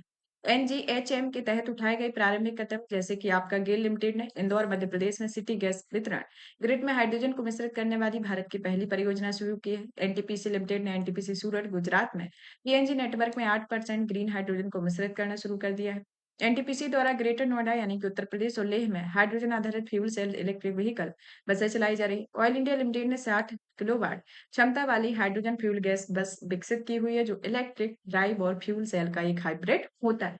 तो ये आपके NGHM के तहत उठाए गए प्रमुख कदम है। अब आता है कि इसके समक्ष कौन-कौन सी चुनौतियां हैं, जैसे कि पहली, आर्थिक रूप से व्यवहार्यता होना, हाइड्रोजन भंडारण में कमी, कठिनाई होना, कौशल की कमी होना, संसाधनों की कमी होना और कार्बन गहनता और सुरक्षा से वैश्विक मानकों का अभाव इसके अंतर्गत एक चुनौती के तौर पर होता है। आगे की राय में देखा जाए, यानी कि जो सुझाव है, जैसे कि इसकी लागत कम करना, कि भारत ने जो लक्ष्य रखा है 2030 तक ग्रीन हाइड्रोजन उत्पादन में $1 प्रति किलोग्राम तक लाना। लेकिन इससे कम लागत वाली अक्षय ऊर्जा, इलेक्ट्रोलाइज़र का स्थानीय स्तर पर विनिर्माण और तकनीकी प्रगति का उपयोग किया जाएगा। प्रोत्साहन देखा जाएगा, अनुसंधान में विकास होगा, ग्रीन हाइड्रोजन मानकों और लेबलिंग की शुरुआत होना, मंत्रालयी अभिशासन संरचना का निर्माण इसके अंतर्गत देखने को मिलता है। अब आते हैं हम फेशियल रिकॉग्निशन टेक्नोलॉजी के बारे में, कि ये टेक्नोलॉजी क्या है और हाल ही में ये चर्चा का विषय क्यों रही है। अब आता है कि फेशियल रिकॉग्निशन टेक्निक जो है, एक तरीके से नीति आयोग ने इसे white paper responsible AI for all RAI on facial recognition technology के द्वारा जारी किया हुआ है। यह जो टेक्निक है, इसे नीति आयोग ने RAI सिद्धांतों के तहत फर्स्ट यूज केस के रूप में FRT की जांच करता है। साथ ही यह लक्ष्य भारत में FRT के जिम्मेदार और सुरक्षित विकास एवं चुनौतियों के लिए एक फ्रेमवर्क स्थापित करना भी होता है। अब आता है कि फेशियल रिकॉग्निशन टेक्नोलॉजी आखिर होती क्या है, तो इसके अंतर्गत देखा जाए तो ये एक तरीके से आर्टिफिशियल इंटेलिजेंस प्रणाली है। इसके तहत जटिल एल्गोरिथ्म का उपयोग करके किसी व्यक्ति की पहचान या सत्यापन के लिए इमेज या वीडियो संबंधी डेटा का उपयोग करना है। दो प्रकार के इसमें उद्देश्य हैं, जैसे कि पहली A1:1 पहचान का सत्यापन, जो इसमें चेहरे का नक्शा प्राप्त किया जाता है ताकि डेटाबेस से व्यक्ति के फोटोग्राफ के साथ मिलान किया जाए। उदाहरण के लिए जैसे फोन को अनलॉक करने के लिए 1.1 का उपयोग किया जाए। 1:9 व्यक्ति की पहचान के लिए, जिसमें फ़ोटोग्राफ या वीडियो व्यक्ति की पहचान के लिए पूरा डेटाबेस के साथ मिलान किया जाएगा। उदाहरण के लिए बड़े पैमाने पर मॉनिटरिंग और सर्विलांस के लिए 1:9 का उपयोग करता है। तो इस तरीके से देखा जाए तो ये आपका फेशियल रिकॉग्निशन जो टेक्नोलॉजी है, इसका आपका प्री के लिए भी इम्पोर्टेंट हो, आपका मेंस के लिए इम्पोर्टेंट है। तो इसमें सबसे पहले तो याद रखना है कि इसे किसके द्वारा जारी किया गया। इसे नीति आयोग ने white paper responsible AI for all on facial recognition technology के तहत इसे जारी किया है। और यह जो है एक तरीके से फर्स्ट यूज केस के रूप में एफआरटी की जांच करती है। और एफआरटी क्या है? एफआरटी एक तरीके से आर्टिफिशियल इंटेलिजेंस की प्रणाली है, जो कि एक जटिल एल्गोरिथम का उपयोग करके किसी व्यक्ति की पहचान या इमेज के लिए ये वीडियो संबंधी डेटा का उपयोग करती है। तो इसके बारे में आता है। एफआरटी किस तरीके से काम करता है या फिर किस तरीके से काम करता है, तो इसके बारे में बताया गया है। जैसे कि कैप्चरिंग और स्कैनिंग, कि चेहरे को पहचानना, किसी फोटो की वीडियो या मानव चेहरे पर उपस्थिति का पता लगाना एल्गोरिथम पर निर्भर करता है। एक्सट्रैक्टिंग फेशियल डेटा, जो कि चेहरे से संबंधित डेटा को अलग करता है कि अलग अलग लोगों पर चेहरे पर विशिष्ट विशेषताएं पहचान करने के लिए मैथमेटिकल रिप्रेजेंटेशन का उपयोग किया जाता है।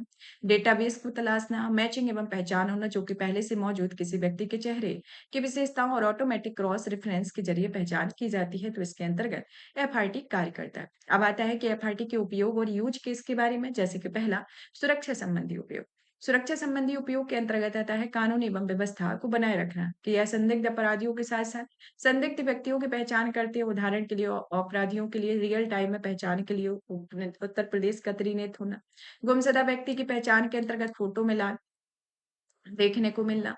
फिर आपका आता है कि जैसे कि आपका उदाहरण के तौर पर मॉनिटरिंग और सर्विलांस के लिए चीन की स्काईनेट परियोजना, और ये जो गुमशुदा बच्चों की पहचान के लिए तेलंगाना को जो दर्पण कार्यक्रम शुरू किया गया है, उसका एक उदाहरण के तौर पर देख सकते हैं।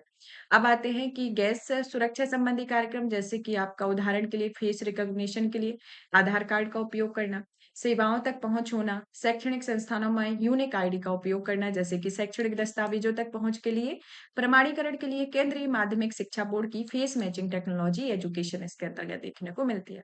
एफआरटी प्रणालियों से जुड़े जोखिम क्या क्या है? जैसे कि गलत पहचान होना। फिर आता है आपका जवाबदेही, कानूनी दायरे, शिकायत निवारण के संबंध में चिंता है, अधिकार संबंधित मुद्दे होना, अधिकार आधारित। और आगे की राय में देखा जाए तो एफआरटी जो है वह एक तरीके से जवाबदेही उपयोग के लिए नीति आयोग की सिफारिश होना, निजता एवं सुरक्षा का सिद्धांत है, जिसमें पुट्टू रामास्वामी के जो मामले हुए हैं उनके बारे में पुट्टास्वामी मामले में सर्वोच्च न्यायालय ने निर्धारित किया है कि वैधता, तर्कसंगता और आनुपातिकता के DIM परीक्षण को पूरा करने के लिए डेटा सुरक्षा व्यवस्था स्थापित करना है, इसके अंतर्गत देखने को मिलता है। अब आता है भारत में बैलिस्टिक मिसाइल रक्षा कार्यक्रम के बारे में, कि India's ballistic missile defence programme क्या है। जैसे कि हाल ही में DRDO ने बैलिस्टिक मिसाइल डिफेंस सिस्टम के दूसरे चरण को सफलतापूर्वक उड़ान परीक्षण किया हुआ है। इससे संबंधित देखा जाए तो ये एक तरीके से फेज सेकेंड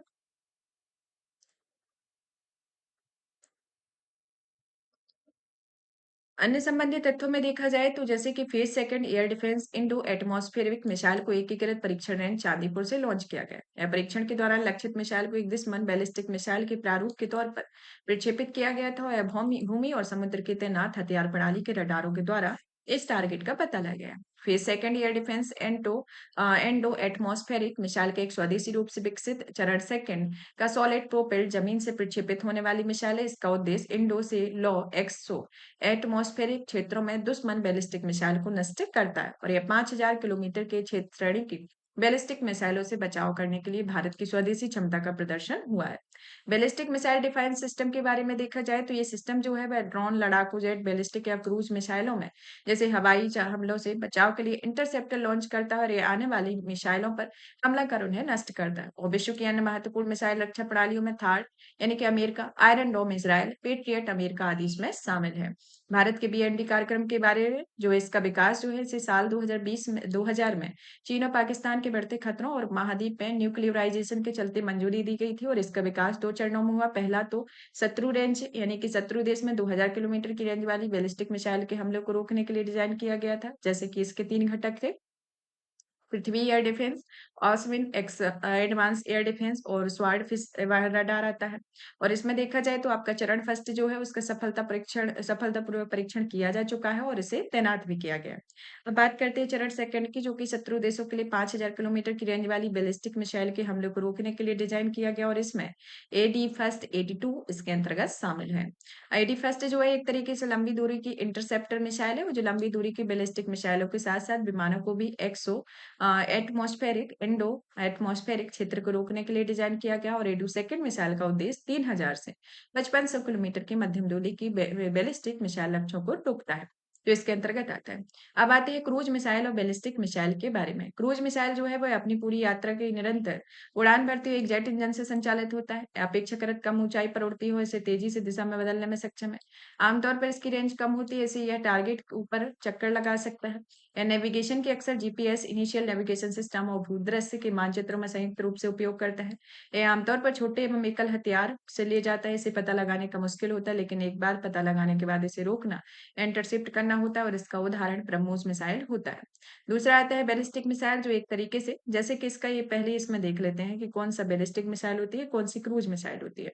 यहाँ पर ये लॉन्च सैटेलाइट को लॉन्च किया गया है और यहाँ पर इसका टारगेट रखा गया है। तो ये जो आपकी बैलिस्टिक मिसाइल है वो इस तरीके से जाएगी। ये बैलिस्टिक मिसाइल है।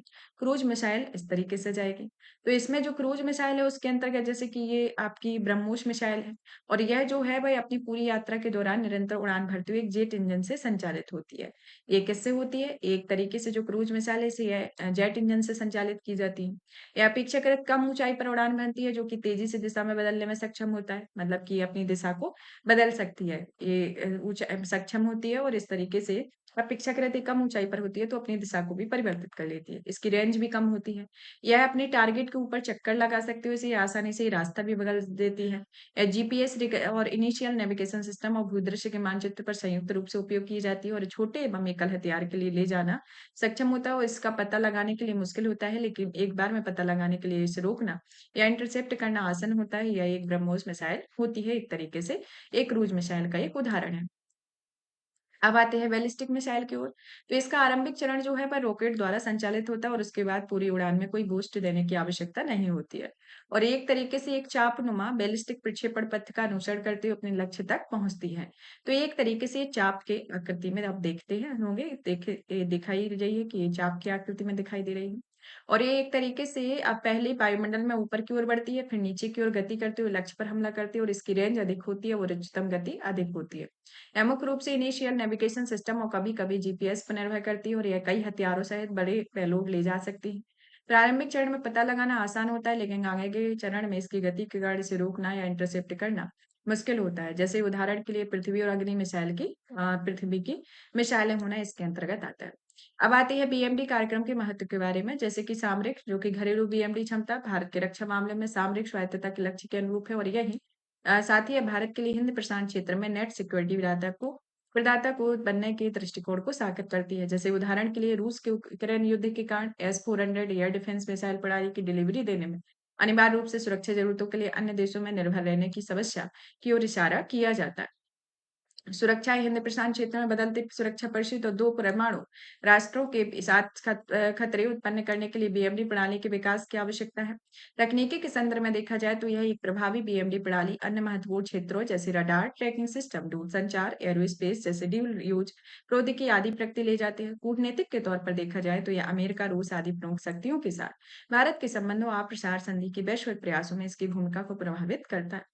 बीएमडी प्रणालियों से संबंधित चुनौतियां जैसे कि हथियारों की दौड़ होना, लागत और संसाधन अंतर संचालन का विकास देखने को मिलता है।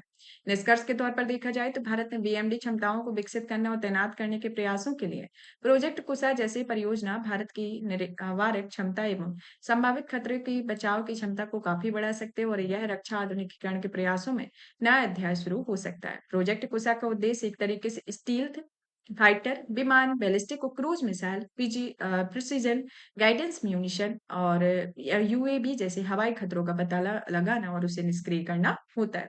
अब आते हैं संक्षिप्त सुर्खियों की ओर, जैसे कि ग्लोबल इंडिया एआई समिट 2024 के बारे में, कि हाल ही में भारत द्वारा ग्लोबल इंडिया एआई शिखर सम्मेलन 2024 का संपन्न किया गया। तो कहाँ किया गया है? भारत के द्वारा किया गया। इसका क्या उद्देश्य है, इसे में कौन-कौन से देश शामिल रहे, इसकी अध्यक्षता किसने की और इस सम्मेलन की क्या विशेषताएँ हैं और क्या परिणाम है, क्या चुनौतियाँ हैं, इनके बारे में जानते हैं। जैसे कि हाल ही में इसे भारत ने आयोजित किया और इसकी जो अध्यक्षता भारत ने जीपीआई की अध्यक्ष यानी कि लीड चेयर रहा है और यह भारत ने इस सम्मेलन में आर्टिफिशियल इंटेलिजेंस पर एक वैश्विक भागीदारी में प्रतिनिधि और वरिष्ठ विशेषज्ञ शामिल किए हुए हैं। इसकी विशेषताएं जैसे कि यह एक लोकतांत्रिक बनाने के एआई को लोकतांत्रिक बनाने और इसे सुलभ बनाने के लिए बल दिया गया है। ओईसीडी आर्टिफिशियल इंटेलिजेंस पर वैश्विक भागीदारी द्वारा एआई एक नई एकीकृत साझेदारी की घोषणा है। जीपीएआई के सदस्य जीपीएआई के भविष्य के विजन के बारे में आम सहमति के लिए राजी हुए और नई दिल्ली 2023 में जीपीएआई मंत्री स्तरीय घोषणा को मान्यता मिली हुई है। क्वांटम गवर्नेंस, जो कि हाल ही में ऑक्सफोर्ड विश्वविद्यालय ने क्वांटम प्रौद्योगिकी को लेकर हमारी बढ़ती अपेक्षाओं के प्रति सचेत किया, जैसे कि क्वांटम प्रौद्योगिकियों में काफी क्षमता है, जैसे कि क्वांटम कंप्यूटिंग, क्वांटम सेंसर्स आते हैं। क्वांटम गवर्नेंस के बारे में यह विश्व अर्थ मंच ने उन पहले संगठनों में से एक था जिसने क्वांटम कंप्यूटिंग गवर्नेंस पर पहली बार चर्चा की है और क्वांटम गवर्नेंस फ्रेमवर्क बनाया गया और यह फ्रेमवर्क पारदर्शिता, समावेशिता, पहुंच, गैर हानिकारिता का समानता, जवाबदेही और सामान्य कल्याण के सिद्धांत पर आधारित है और इसका इम्पोर्टेंस देखा जाए तो एक तरीके से क्वांटम गवर्नेंस प्रौद्योगिकी में विश्वास कायम करके जिम्मेदार क्वांटम कंप्यूटिंग के विकास में तेजी ला सकते हैं और ये डिजाइन एवं विकास के चरणों के दौरान क्वांटम कंप्यूटिंग नैतिकता को ध्यान में रखकर प्रारंभिक नैतिक विचार को प्रस्तुत करता है, तो इसके अंतर्गत आते हैं। इसके अंतर्गत चुनौतियां देखा जाए तो यह एक तरीके से मुक्त क्वांटम फ्रेमवर्क का समर्थन करती है, जबकि यह राष्ट्रीय नीतियां क्वांटम प्रौद्योगिकियों के लिए एक मजबूत बौद्धिक संपदा सुरक्षा प्रदान करती हैं। क्वांटम प्रौद्योगिकियों के बारे में, जो कि एक क्वांटम यांत्रिकी के सिद्धांत पर आधारित है। इसे 20वीं सदी की शुरुआत में विकसित किया गया और इसका उद्देश्य क्वांटम भौतिकी के नियमों का उपयोग करना है और इसे एटॉमिक और सब एटॉमिक स्तर पर पदार्थ तथा ऊर्जा के व्यवहार का वर्णन करते हैं। इसका उपयोग एक सुरक्षित संचार व बेहतर पूर्वानुमान के जरिए आपदा प्रबंधन, कंप्यूटिंग, सिमुलेशन, रसायन विज्ञान, स्वास्थ्य सेवा, क्रिप्टोग्राफी आदि के लिए महत्वपूर्ण भूमिका निभाते हैं और यह भारत द्वारा पहलों में राष्ट्रीय क्वांटम प्रौद्योगिकी अनुप्रयोग मिशन 2023 शुरू किया गया और देश में 21 क्वांटम हब और पूरे भारत में 4 क्वांटम रिसर्च पार्क स्थापित किए जा रहे हैं, इसके अंतर्गत आता है। अगर आपको इससे रिलेटेड और अधिक जानकारी चाहिए तो आप जनवरी 2024 का जो मैगजीन कंप्लीट कराया गया उसका 7.4 आर्टिकल आप देख सकते हैं, वहां पर इसकी और डिटेल मिलेगी। अब आती है स्नो ब्लाइंड मेलवेयर के बारे में कि यह एक तरीके से मेलवेयर एंड्रॉयड फोन को निशाना बना रहा है। स्नो ब्लाइंड मेलवेयर एक तरीके से किसी यूजर्स की बैंकिंग अन्य संवेदनशील जानकारी चुराने के लिए एंड्रॉइड डिवाइस को नुकसान बनाता है। मेलवेयर दुर्घटनापूर्ण सॉफ्टवेयर कोई भी ऐसा प्रोग्राम या फाइल है जो कि जानबूझकर कंप्यूटर, किसी नेटवर्क या सर्वर को नुकसान पहुंचाना या पहुंचाता है। या आमतौर पर ओरिजिनल दिखाई देने वाली दुर्भावनापूर्ण ऐप को डाउनलोड करने के लिए क्रम में डिवाइस की इस वायरस की चपेट में आ जाते हैं और यह एंड्रॉइड फोन में बदलाव कर सकता है ताकि इसका पता नहीं चल पाए और यह संवेदनशील जानकारी चुराने और ऐप से दूर नियंत्रित करने के लिए एक्सेसिबिलिटी फीचर्स का दुरुपयोग करता है। प्राकृतिक रूप से विद्यमान डीएनए एडिटिंग टूल के बारे में, जो एक तरीके से वैज्ञानिकों के ब्रिज रिकॉम्बिनेशन मैकेनिज्म नामक प्राकृतिक रूप से मौजूद डीएनए एडिटिंग टूल की खोज की गई। ब्रिज रिकॉम्बिनेशन मैकेनिज्म गतिमान जेनेटिक तत्वों या फिर जंपिंग जीन पर आधारित होती है या डीएनए का एक हिस्से में खुद को अलग करके दूसरे हिस्से में जुड़ सकते हैं और इस प्रकार ये जीन किसी जीन के डीएनए अनुक्रम को बदल सकते हैं और ये जीन सभी प्रकार के जीवधारियों में मौजूद रहते हैं। जंपिंग जीन डीएनए के ही खंड होते हैं और इसे रिकॉम्बिनेंस एंजाइम के साथ साथ जीन के सिरों पर डीएनए से अतिरिक्त खंड होते हैं जिसके चलते ये जीन डीएनए से जुड़ जाते हैं और ये अनुक्रम में कुछ बदलाव भी कर सकते हैं। जीन एडिटिंग एक तरीके से किसी व्यक्ति के सजीव में डीएनए अनुक्रम को जोड़कर या हटाकर उसके जेनेटिक मटेरियल में बदलाव किया जाता है जिसका उद्देश्य पादप या प्राणी की कुछ विशेषताओं में सुधार करना और जेनेटिक रोग को दूर करना होता है और यह अन्य जीन एडिटिंग प्रौद्योगिकियां जैसे कि क्रिस्पर कैस9 जिसमें वैज्ञानिक डीएनए स्ट्रैंड को स्टीन सटीक स्थान से डीएनए के छोटे खंडों में काट सकते हैं और नए खंडों में जोड़ सकते हैं। टेल न्यूक्लियसिस यानी कि टेलिन, जो कि ट्रांसक्रिप्शन एक्टिवेटर लाइक इम्पैक्टर न्यूक्लियसिस यानी कि टेलिन एक तरीके का इंजीनियर्ड न्यूक्लियसिस होता है। इसका उपयोग जीवित कोशिकाओं में सटीक और प्रभावी जीनोम एडिटिंग के लिए किया जाता है। जिंक फिंगर न्यूक्लियोसिस, जो कि जिसके तहत एक निर्धारित डीएनए अनुक्रम को काट दिया जाता है। आरएनए इंटरक्रॉसिंग प्रेस्ड आरएनएआई, जो कि जीन के इम्प्रेशन को अवरुद्ध या सक्रिय करने के लिए आरएनए अणुओं को लक्षित करता है, तो इसके अंतर्गत ये आता है। अब आता है कि ब्रिज रिकॉम्बिनेज मैकेनिज्म आखिर होता क्या है? ये एक तरीके से जंपिंग जीन के सिरों में डीएनए के अतिरिक्त खंड होते हैं और ये अतिरिक्त खंड रिकॉम्बिनेज प्रक्रिया के दौरान एक साथ जुड़ सकते हैं और डीएनए की संरचना में बदलाव हो सकता है। ये ब्रिज आरएनए मॉलिक्यूल्स या स्वयं को डीएनए खंड में अपने मूल स्थान और डीएनए खंड में किसी नए स्थान दोनों में जुड़ जाते हैं। डीएनए से अपेक्षित बदलाव किए जाते हैं। ब्रिज रिकॉम्बिनेस मैकेनिज्म के इम्पोर्टेंस के बारे में कि यह बहुत लंबे समय तक डीएनए अनुक्रमों पर जीन को पुनर्व्यवस्थित रिकम्बिनाई इनवर्ट या स्थानांतरित करके अलग जीन एडिटिंग करने में सक्षम होते हैं और इन बीमारियों से लड़ने के लिए अधिक सटीक जीन एडिटिंग चिकित्सा उपचार का विकास हो सकता है, तो इसके अंतर्गत आता है। अब आता है माइटोकॉन्ड्रियल रोग के बारे में कि माइटोकॉन्ड्रियल रोग से रिलेटेड कि हाल ही में यह रोग का जो डोनेशन नामक नई इन विट्रो फर्टिलाइजेशन प्रक्रिया को इस रोग के लिए सक्षम बनाएगी। यह जो है वर्तमान में इस पर परीक्षण चल रहा है और यह माइटोकॉन्ड्रियल कोशिकाओं का एक तरीके से पावर हाउस होता है और यह कोशिकाओं के जीवन के लिए आवश्यक 90% ऊर्जा का उत्पादन करता है। माइटोकॉन्ड्रियल रोग के बारे में देखा जाए तो यह वंशानुगत चयापचय रोग होते हैं और यह रोग डीएनए से आनुवांशिक उत्परिवर्तन के कारण होते हैं। यह भोजन और आंशिक ऑक्सीजन की ऊर्जा में बदलने की माइटोकॉन्ड्रिया की क्षमता को बाधित करते हैं और डीएनए के दो प्रकार होने की वजह से इस रोग में भी दो प्रकार होते हैं, जैसे कि न्यूक्लियर डीएनए जो कि माता पिता दोनों में विरासत में मिलते हैं और माइटोकॉन्ड्रिया का डीएनए जो कि केवल माता से प्राप्त होता है। तो इस तरीके से ये माइटोकॉन्ड्रियल रोग के बारे में है। अब आते हैं मोनोक्लोनल एंटीबॉडीज जो कि भारत में निपाह मोनोक्लोनल एंटीबॉडी का परीक्षण 2025 में शुरू होने की संभावना है। अब मोनोक्लोनल एंटीबॉडी होते क्या है? एक तरीके से ये प्राकृतिक एंटीबॉडी की तरह कार्य करने वाली प्रयोगशाला में बनाए गए प्रोटीन होते हैं और यह शरीर की प्रतिरक्षा प्रणाली के भाग होते हैं जो एंटीजन यानी कि बाहरी तत्व को ढूंढकर उन्हें नष्ट करते हैं। इसका उपयोग रोग के निदान जैसे कि एलिशा, रोगों के उपचार जैसे कि कैंसर, संक्रमण, ऑटोइम्यूनल विकार होता है। फ्लोरोसेंट टैग की मदद से रक्त और ऊतक में कोशिकाओं के प्रकारों के विश्लेषण करने में होता है। इलेक्ट्रोएन्सेफेलोग्राफी जो एक तरीके से इसको खोज शताब्दी वर्ष में हुई है।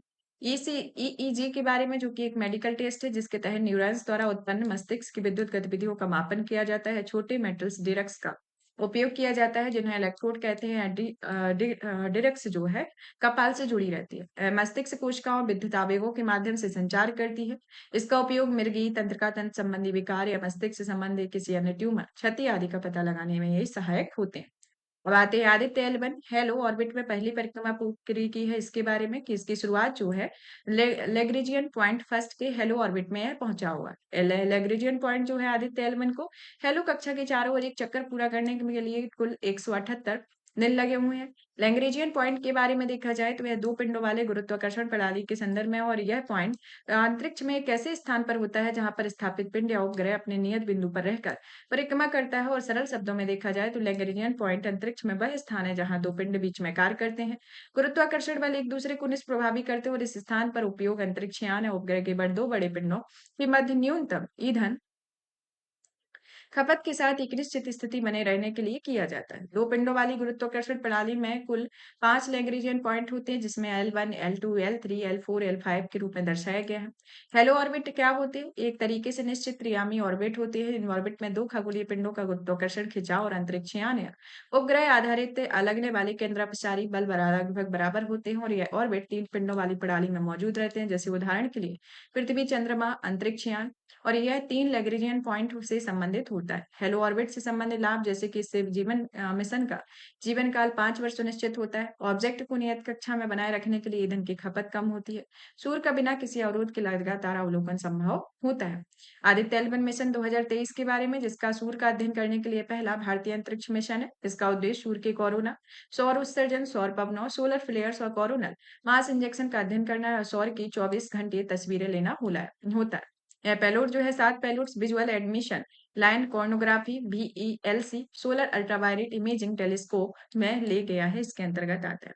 अब आते हैं ग्रह कक्षा यानी कि प्लेनेटरी डिफेंस के बारे में। यह इसे इसरो के द्वारा ग्रह की रक्षा के लिए वैश्विक प्रयास का हिस्सा बनाने की इच्छा प्रकट की है और यह विश्व क्षुद्र ग्रह दिवस का एक अंतर्राष्ट्रीय कार्यशाला का आयोजना है और इसमें इसरो के अध्यक्ष ने कहा है कि इसरो पृथ्वी ग्रह की रक्षा प्रयासों की तैयारी करने के लिए स्टेरॉइड एपोसिस का अध्ययन करने का इच्छुक है और इसके अध्ययन के लिए 2029 में अपोसिस पृथ्वी में 32,000 किलोमीटर के दूर होगा और इसका जो अध्ययन करेगा इसका प्रयास उद्देश्य क्षुद्र ग्रह से पृथ्वी को टकराने से रोकता है। पृथ्वी की कक्षा के लिए वैश्विक प्रयास, जैसे कि नासा का डबल एस्टेरॉयड रीडायरेक्शन टेस्ट होता है। यह मिशन जो है पृथ्वी की रक्षा प्रणाली की गतिज प्रभारक विधि का परीक्षण करने वाला पहला मिशन था और इन क्षुद्र ग्रहों का मार्ग बदलना इसमें शामिल था, जिसमें पृथ्वी के टकराने की संभावना थी।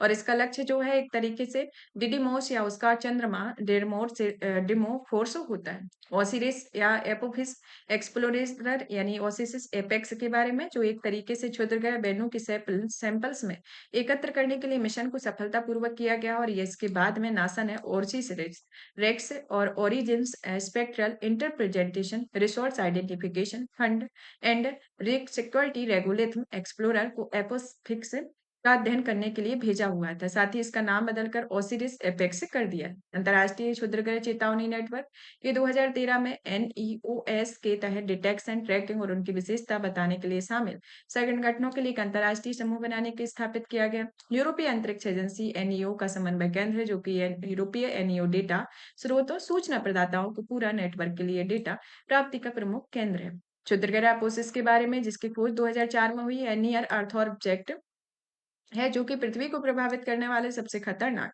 क्षुद्र ग्रहों में से एक है। सौरमंडल में अरबों धूमकेतु और क्षुद्र ग्रह हैं, जिनमें अधिकांश कमी कभी पृथ्वी के पास नहीं आते। और जब कोई धूमकेतु पृथ्वी के पास आता है या क्षुद्र ग्रह उसके करीब आता है, तो उसे नियर अर्थ ऑर्बिट के रूप में वर्गीकृत किया गया और इसे 2021 में रडार अभियान अवलोकन अभियान संचालित किया गया था, जो कि सटीक कक्षा विश्लेषण के साथ खगोलविदों को यह निष्कर्ष निकालने के लिए मदद करता है। ग्रही रक्षा के बारे में, जो कि क्षुद्र ग्रहों धूमकेतुओं जैसे कि नियर अर्थ ऑब्जेक्ट के संभावित प्रयासों में पृथ्वी की रक्षा करने के उद्देश्य से प्रयासों और रणनीतियों को व्यक्त करता है। यह डिटेक्शन ट्रैकिंग प्रभाव आकलन मार्ग बदलने सहित कई गतिविधियां इसमें शामिल हैं। मार्स ओडिसी ऑर्बिटर के बारे में, कि हाल ही में नासा ने मार्स ओडिसी ऑर्बिटर ने मंगल ग्रह पर स्थित सौर मंगल के सबसे बड़े ज्वालामुखी ओलंपेंस मोन्स को फोटो ली हुई है। मार्स ओडिसी जो है, जो 2001 में लॉन्च किया गया था, यह सबसे लंबी अवधि वाला लगातार सक्रिय ऑर्बिटल मिशन है। इसका पहला अंतरिक्ष यान, जिसने मंगल ग्रह की सतह पर निर्माण करने वाले रासायनिक तत्वों को खनिजों की प्राप्ति पर मानचित्र बताया हुआ है। इसका उद्देश्य मंगल की उथली उपसतह में हाइड्रोजन की प्रचुरता का पता लगाना है और यह मंगल की सतह पर प्रमुख खनिजों की उच्च स्थानिक को बड़े क्रमीय रिजोल्यूशन वाली छवियां प्राप्त करता है। नेक्स्ट आता है लूनर केव यानी गुफा के बारे में, जो एक तरीका से शोधकर्ताओं चंद्रमा पर एक भूमिगत गुफा का प्रमाण मिला है, जिस तक चंद्रमा तक सतह पर इस माध्यम से पहुंचा जा सकता है। गुफा जो है वह सी ऑफ ट्रैंक्विलिटी ये नामक जगह पर मौजूद है और सी ऑफ ट्रैंक्विलिटी चंद्रमा की सतह पर एक बड़ा और अंधकारयुक्त बेसाल्टिक मैदान है। सी ऑफ ट्रैंक्विलिटी वह स्थान होता है जो चंद्रमा पर मानव के पहले कदम पड़े हैं और अपोलो 11 के अंतरिक्ष यात्री नील आर्मस्ट्रॉन्ग और एडविन बज एल्ड्रिन यहीं पर उतरे हुए थे। लूनर केव जो है एक तरीके से यह ज्वालामुखी प्रक्रियाओं से बने भूमिगत मार्ग होते हैं।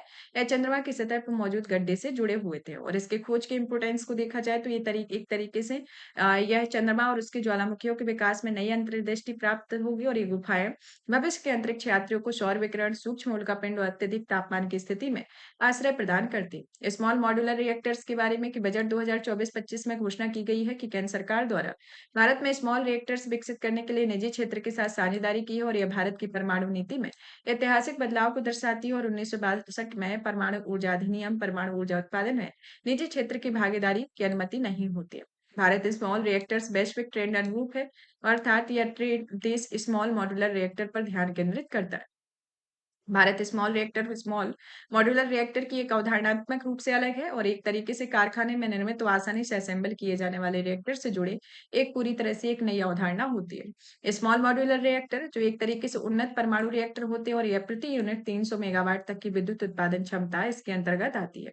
वैश्विक स्तर पर 80 से अधिक एसएमआर डिजाइन और कॉन्सेप्ट होते हैं और इसमें अधिकतर विकास के अलग अलग चरण देखने को मिलते हैं। रिएक्टर के प्रकार, जैसे कि बड़े परंपरागत reactor, small modular reactor, micro reactor इसके अंतर्गत देखे जाते हैं। स्मॉल मॉड्यूलर रिएक्टर का इंपोर्टेंस देखा जाए तो एक तरीके से ये अंतरराष्ट्रीय परमाणु ऊर्जा एजेंसी के अनुसार इन रिएक्टर्स की ईंधन का कम आवश्यकता होती है और बार बार रिफ्यूजिंग की भी जरूरत नहीं होती और प्रत्येक 3 से 7 साल में इसकी एक बार रिफ्यूलिंग होती है, जो कि पारंपरिक रिएक्टर की 1 से 2 साल में रिफ्यूलिंग की जाती है। ये पर्यावरण रेडियोधर्मी विकिरणों में असुरक्षित उत्सर्जन की संभावना को खत्म करते हैं और उसे काफी कम करते हैं।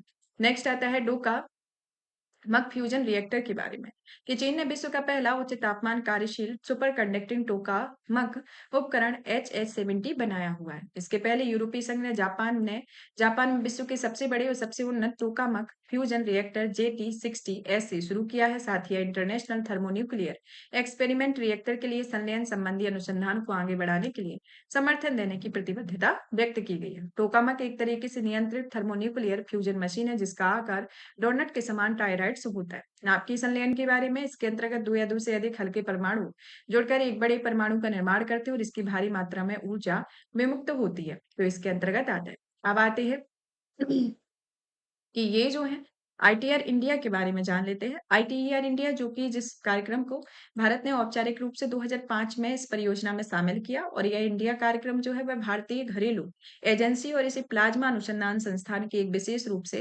अधिकार परियोजना है जो कि आईपीआर भारत सरकार के परमाणु ऊर्जा विभाग के तहत एक सहायता प्राप्त संगठन है।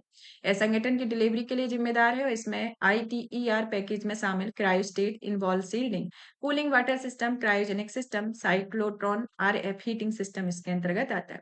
इंटरनेशनल थर्मोन्यूक्लियर एक्सपेरिमेंटल रिएक्टर के बारे में जो कि चीन, यूरोपीय संघ, जापान, भारत, कोरिया, गणराज्य रूस और संयुक्त राज्य अमेरिका के बीच एक वैश्विक वैज्ञानिक साझेदारी और यह वर्तमान में फ्रांस के निर्माणाधीन होती है। इसका उद्देश्य भविष्य में ऊर्जा के स्रोत के रूप में परमाणु संलयन की व्यवहार्यता सिद्ध करते हैं और यह संलयन ऊर्जा उत्पन्न करने वाले चुंबकीय परिरोध का परीक्षण करने वाला सबसे बड़ा टोकामक उपकरण होता है। अब आते हैं नेक्स्ट लाइफ हाई टेक्निक के बारे में। लाइफ हाई टेक्निक आपके जो यूपीएससी में इस तरीके की टेक्निक से आपके क्वेश्चन पूछे जा चुके हैं और ये क्वेश्चन पूछे भी जाते हैं। जैसे कि लाइफ हाई टेक्निक जो है वह इनोवेशन फॉर डिफेंस एक्सीलेंस के तहत एक स्टार्टअप फंड दिया गया है। इस तकनीक का उपयोग भारतीय रक्षा क्षेत्र यानी कि विशेष रूप से भारतीय नौसेना के लिए किया जाता है। आईडेक्स जो है एक तरीके से इनोवेशन फॉर डिफेंस एक्सीलेंस जो रक्षा और एरोस्पेस क्षेत्र में नवाचार और प्रौद्योगिकी के विकास को बढ़ावा देती है और यह प्रबंधन रक्षा मंत्रालय के तहत रक्षा नवाचार संगठन करती है। लाइफ हाई टेक्निक टेक्निक यानी कि इसका फुल नाम लाइट फिडेलिटी इसे कहा जाता है जो द्विदिशीय वायरलेस संचार प्रणाली होती है और इसके लिए दृश्य प्रकाश जो कि 400 से 800 टेराहर्ट्ज का इसका उपयोग किया जाता है। यह टेक्निक संचार के लिए रेडियो तरंगों का उपयोग करती है। लाइफ हाई एक तकनीकी की कार्यप्रणाली है जिसका आदर्श ऑन या ऑफ क्रिया बाइनरी कोड का उपयोग करके डेटा ट्रांसमिशन को संभव बनाती है। बाइनरी कोड में शामिल है जैसे कि एलईडी को स्विच ऑन करना, लॉजिक फर्स्ट एलईडी को ऑन ऑफ करना लॉजिक जीरो को प्रदर्शित करता है। लाइफाई के उपयोग में जैसे कि यह टेक्निक जो है एयरक्राफ्ट, अस्पताल, पावर प्लांट जैसी जगहों पर संचार उपयोगी है। वाईफाई की तुलना में लाइफाई की लाइफ जैसे कि लाइफाई तकनीक कम अवरोध होने पर हाई बैंडविड्थ से युक्त होने के कारण उच्च डेटा ट्रांसफर सुनिश्चित करती है। वहनीय और निरंतरता देखने को मिलती है और एक तरीके से सुरक्षित नेटवर्क प्रदान करती है जैसे कि प्रकाश रेडियो तरंगों की तरह रेडियो में होकर नहीं गुजरता इसलिए डेटा की गोपनीयता बनी रहती है।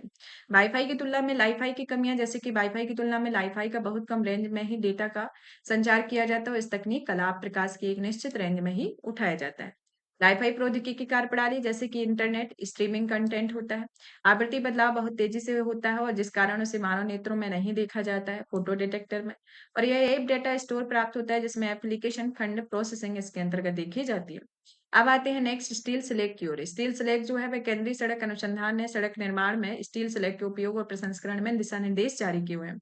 स्टील स्लैग जो है वह इस प्रक्रिया को लिए यह स्टील बनाने की प्रक्रिया उत्पन्न ठोस अपशिष्ट है या कैल्शियम, लोहा, सिलिकॉन, मैग्नीशियम आदि के ऑक्साइड होते हैं। इसका उपयोग सड़क की आधार निर्माण सामग्री स्टील स्लैग रोड के रूप में पोर्टलैंड सीमेंट और उर्वरक निर्माण में तथा मृदा की उर्वरकता को बढ़ाने के लिए एक मिश्रण सामग्री के रूप में होता है। स्टील स्लैग रोड टेक्नोलॉजी के लाभ के बारे में कि यह एक तकनीकी लाभ है जो कि सड़क को टिकाऊ बनाने, स्किल्ड प्रतिरोध बढ़ाने और बिटुमिनस की तुलना में किफायती होता है। पर्यावरण से जुड़े लाभ जैसे कि सालाना उत्पन्न होने वाले 19 billion ton slag steel slag अपशिष्ट का उपयोग किया जाता है। डार्क ऑक्सीजन के बारे में कि वैज्ञानिकों ने प्रशांत महासागर में 13,500 फीट की गहराई पर डार्क ऑक्सीजन की खोज की है। डार्क ऑक्सीजन जो है एक तरीके से इसकी उत्पत्ति समुद्र तल पर मौजूद मेटेलिक नोडल्स द्वारा होता है। ऐसा प्रतीत होता है कि यह प्राकृतिक धात्विक संरचनाएं समुद्री जल H2O को हाइड्रोजन और ऑक्सीजन के रूप में विभाजित कर देती हैं इसके अंतर्गत आता है। यह खोज है जो सिद्ध करती है कि हमारी पृथ्वी पर प्रकाश संश्लेषण के अलावा ऑक्सीजन उत्पत्ति का एक और स्रोत है। यह अधिकांश समुद्री ऑक्सीजन प्रकाश संश्लेषण वाले समुद्री पादप से उत्पन्न होती है। प्रकाश संश्लेषण प्रक्रिया सूर्य के प्रकाश पर निर्भर करती है और यह खोज पृथ्वी के सबसे दुर्गम समुद्री वातावरण में ऑक्सीजन की उत्पत्ति से संबंधित मौजूदा धारणाओं को चुनौती देती है। अब आते हैं डेनिस शोबन के बारे में कि तिब्बत की बेसिया कास्ट गुफा ने कुछ मानव हड्डियों के अवशेष पाए हुए हैं। वैज्ञानिकों ने इन अवशेषों की पहचान डेनिसोवन नामक पुरातन मानव प्रजाति के व्यक्ति के रूप में की हुई है। डेनिसोवन जो है वह एक तरीके से होमिनिड, एक विलुप्त प्रजाति है जो आधुनिक मानव में निकटता से संबंधित। तो इस प्रजाति की आबादी का विस्तार पिछले हिमयुग के दौरान साइबेरिया से लेकर दक्षिण पूर्व एशिया तक माना जाता है। डीएनए साक्ष्य से पता चला हुआ है कि डेनिसोवंस निएंडरथल और आपके आधुनिक मानव दोनों से संबंधित हो और इन दोनों के साथ मिले हुए हों, और ऐसा इसलिए क्योंकि तिब्बत में इंसान में डेनिसोवन के जीन प्राप्त हुए। होमो हिडलबर्गेसिस एक तरीके से आधुनिक मानव और निएंडरथल दोनों के सामान्य पूर्वज माने जाते हैं, और यह होमो हिडलबर्गेसिस संभवतः अफ्रीका में रहते हैं। नेक्स्ट आते हैं लास्ट यूनिवर्सल कॉमन एसेस्टर्स के बारे में, यानी कि लूका के बारे में। इसी का जो उत्पत्ति है पृथ्वी के निर्माण में के मात्र 300 मिलियन वर्ष बाद हुई है। ऐसा अनुमान है कि लगभग 4.2 अरब वर्ष पहले की घटना है। लास्ट यूनिवर्सल कॉमन एसेप्टर के बारे में, जो एक तरीके से जीवन के 3 रूपों यानी कि बैक्टीरिया, अर्किया, यूकरिया की उत्पत्ति की एक सूक्ष्म जीवी से हुई है। यह लूका एक अस्तित्व में जुड़ा एक कोई जीवाश्म नहीं मिला हुआ है, और वैज्ञानिकों के अनुसार लूका की विशेषताओं को देखा जाए तो पहला आता है अवायवीय के संदर्भ में, जो कि ऑक्सीजन रहित परिवेश में रहता है। थर्मोफाइल जो कि गर्मी पसंद सूक्ष्म जीव होते हैं। मेटाबॉलिज्म जो कि हाइड्रोजन, कार्बन डाइऑक्साइड और नाइट्रोजन पर निर्भर करता है और इसे अमोनिया जैसे यौगिकों में परिवर्तित कर लेता है।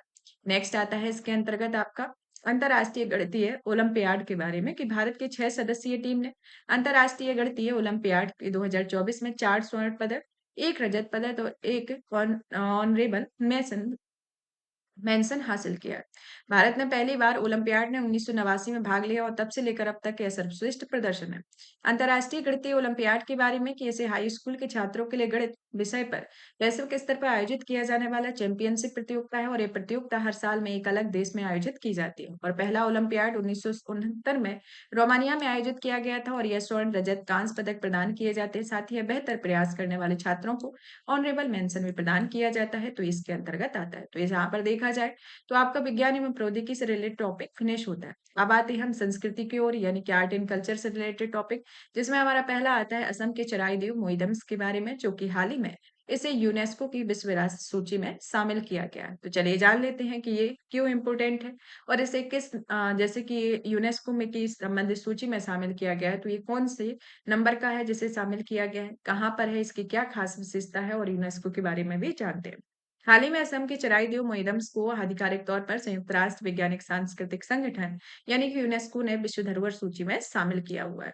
यह जो एक तरीके से विश्व के 46वें सत्र के दौरान एक इसकी घोषणा की गई, और इस सत्र का आयोजन जो है वह नई दिल्ली में किया गया। अंतर्राष्ट्रीय स्मारक स्थल परिषद ने असम के चराईदेव जिले में मोइदम्स को यूनेस्को की विश्व विरासत सूची में सांस्कृतिक संपदा श्रेणी में शामिल करने की सिफारिश की हुई है, और ऐसा पहली बार है कि पूर्वोत्तर राज्य में किसी स्थल को विश्व विरासत सूची की सांस्कृतिक श्रेणी में शामिल किया गया है। और आपको बता दें कि इसके पहले भारत में जो असम में जो आपके 2 प्राकृतिक स्थल, आपके कांजीरंगा राष्ट्रीय उद्यान, मानस राष्ट्रीय उद्यान को जो असम के ही है, इनको शामिल किया गया है, लेकिन विश्व विरासत सूची में जो आपका सांस्कृतिक श्रेणी में शामिल किया गया है संपूर्ण पूर्वोत्तर में, ना कि असम में, जिसमें सिर्फ मोइदम्स है, जिसे इसे चराई देव मोइदम्स है, जिसे शामिल किया गया है। अब आता है कि विश्व विरासत स्थल में अगर दर्जा प्राप्त हो जाता है किसी स्थल को, तो उसके पीछे क्या रीजन होता है। जैसे कि किसी स्थल के बारे में जागरूकता का प्रसार होता है, संरक्षण प्रयासों को बढ़ावा मिलता है, संरक्षण के लिए वित्तीय और विशेषज्ञ सहायता प्राप्त करना इसके अंतर्गत शामिल होता है। और अभी प्रेजेंट में देखा जाए तो भारत में कुल 43 स्थल इसमें शामिल हैं। अब आता है चराईदेव मोइदम्स के बारे में, जो एक तरीके से इसकी अवस्थिति जो है असम की पटकाई पर्वतमाला की तलहटी में है। ये आप इसका चित्र देख सकते हैं कि इस तरीके से ये है। यह शाही कब्रगाह स्थल है, जहां पर ताई अहोम राजवंश जो कि 13वीं से 19वीं सदी की शाही कब्रगाह में इसकी तुलना में मिस्र के पिरामिडों से की जाती है। कोई मोइदम्स का मतलब क्या होता है, जैसे कि आत्मा के लिए घर यानी कि स्वर्ग और पृथ्वी का एक मिलन बिंदु है। स्थापत्य से संबंधित विशेषताएं, जैसे कि मोइदम्स के नजदीक बरगद का वृक्ष, ताबूत और पांडुलिपियों के छाल वाले वृक्ष इसके अंतर्गत लगाए जाते हैं। इसके पास जल निकाय भी निर्मित होते हैं, और इसमें मोइदम्स की निम्नलिखित संरचनाएं, जैसे कि मिट्टी एक अर्धगोलाकार टीला है, और इसे शीर्ष पर केंद्र में पवित्र संरचना बनी होती है। अष्टकोणीय दीवार और ताई ब्रह्मांड का प्रतीक है। ईंट पत्थर से बना वॉल्ट होता है, जो कि शव के लिए एक सुरक्षात्मक कक्ष के रूप में कार्य करता है, और यह वॉल्ट जो है एक कब्रगाह गड्ढा होता है, जहां पर मृतक का शरीर या ताबूत रखा जाता है। सुरक्षा अधिकारी जो है, इसमें अहोम के शासनकाल के दौरान मोइदम्स की सुरक्षा मोहम्मद मोइदम फुकन नामक विशेष अधिकारियों और मोइदमा नामक एक रक्षक समूह द्वारा की जाती है और मृत्यु के बाद पुनर्जन्म में विश्वास की पद्धति है। समाधान की विधियां जैसे कि दो अलग-अलग विधियां हैं कि 17वीं शताब्दी में पहले शवों को रसायनों से संरक्षित करके मोइनुद्दम में दफनाया जाता है, फिर दूसरी जब कुछ समय बाद इसके शवों को सम्मान पूर्वक अंतिम संस्कार में राख को मोइदम में दफनाया गया। सांस्कृतिक निरंतरता खोज जैसे कि मोइदम्स का विवरण पहली बार 1848 में सर्जेंट सी क्लेटन द्वारा एशियाटिक सोसाइटी ऑफ बंगाल के जनरल के द्वारा इसे प्रकाशित किया गया। अब आता है कि आप जानते हैं तो ये इसमें आपको पहले ही बता दिया गया है कि इस तरीके का है तो आपको ये ज्यादा ध्यान देना है। बुरंजी जो है असम के अहोम राजवंश के ऐतिहासिक घटनाक्रमों का एक संकलन की एक शैली और यह शाही कब्रिस्तान इस क्षेत्र में और इसकी आध्यात्मिक महत्ता के बारे में जानकारी प्राप्त करने के एक प्रामाणिक स्रोत है। तो ये कौन थे? बुरंजी के बारे में ये सामान्य जानकारी है। अब आता है इसकी विशेषताएं जैसे कि बेहतर तकनीक से संरक्षित होना, उन्नत इंजीनियरिंग का होना, सांस्कृतिक परिवर्तन इसमें देखने को मिलते हैं।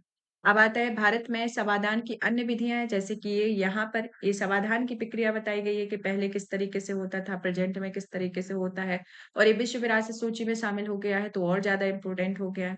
तो अब आता है कि जो आपकी हड़प्पा सभ्यता थी उस टाइम पे किस तरीके की समाधान प्रक्रिया चलती थी, महापाषाण काल में किस तरीके से चलती थी, तो एक एक करके देखते हैं। तो हड़प्पा सभ्यता में जैसे कि कब्रगाह में शव को पीट के बल उत्तर दक्षिण दिशा में लिटाया जाता था और हड़प्पा में ताबूत समाधान के साक्ष्य मिलते हैं। लोथल से युगल समाधान के और शवों को दफनाते समय आभूषण और अन्य वस्तुएं रखी जाती है और इसका का प्रमाण जो था सिंधुवासी जो थे वह मृत्यु के बाद पुनर्जन्म में विश्वास करते थे तो उसके में मिला हुआ है।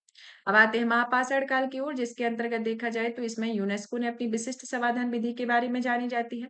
यह जो है वह अंत्येष्टि क्रिया में बड़े प्रस्तर की खड़ी संरचना का इस्तेमाल किया जाता है और इस विधि की शुरुआत जो है वह नवपाषाण ताम्रपाषाण काल से मानी जाती है। जैसे उदाहरण के तौर पर ताम्रपाषाण कालीन स्थल इनाम गांव महाराष्ट्र में प्राप्त कलश से युक्त कब्रगाह है। अधिकांश दक्षिण भारतीय महापाषाण स्थलों में लोहे की वस्तुएं प्राप्त हुई हैं और महापाषाण काल को लोह युग भी कहा जाता है। कब्रगाह के अंदर मिली वस्तुएं मृदभांड के इस बात का प्रमाण है कि महापाषाण कालीन लोग मृत्यु के बाद पुनर्जन्म में विश्वास करते हैं और कर्नाटक के कोप्पल जिले में गंगावती तालुका में महापाषाण कालीन स्थल हायर बैंकल यूनेस्को की अस्थायी सूची में शामिल है।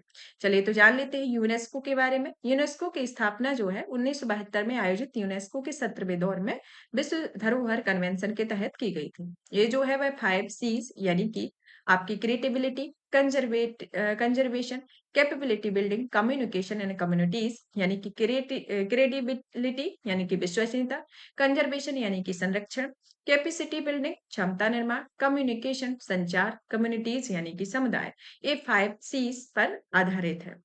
एक तरीके से इसकी भूमिका किसी संपदा को विश्व धरोहर सूची में शामिल करने का अंतिम निर्णय लेती है और यह विश्व धरोहर कोष का उपयोग करने का एक तरीका निर्धारित करती है जो सदस्य देशों को एक वित्तीय सहायता प्रदान करती है।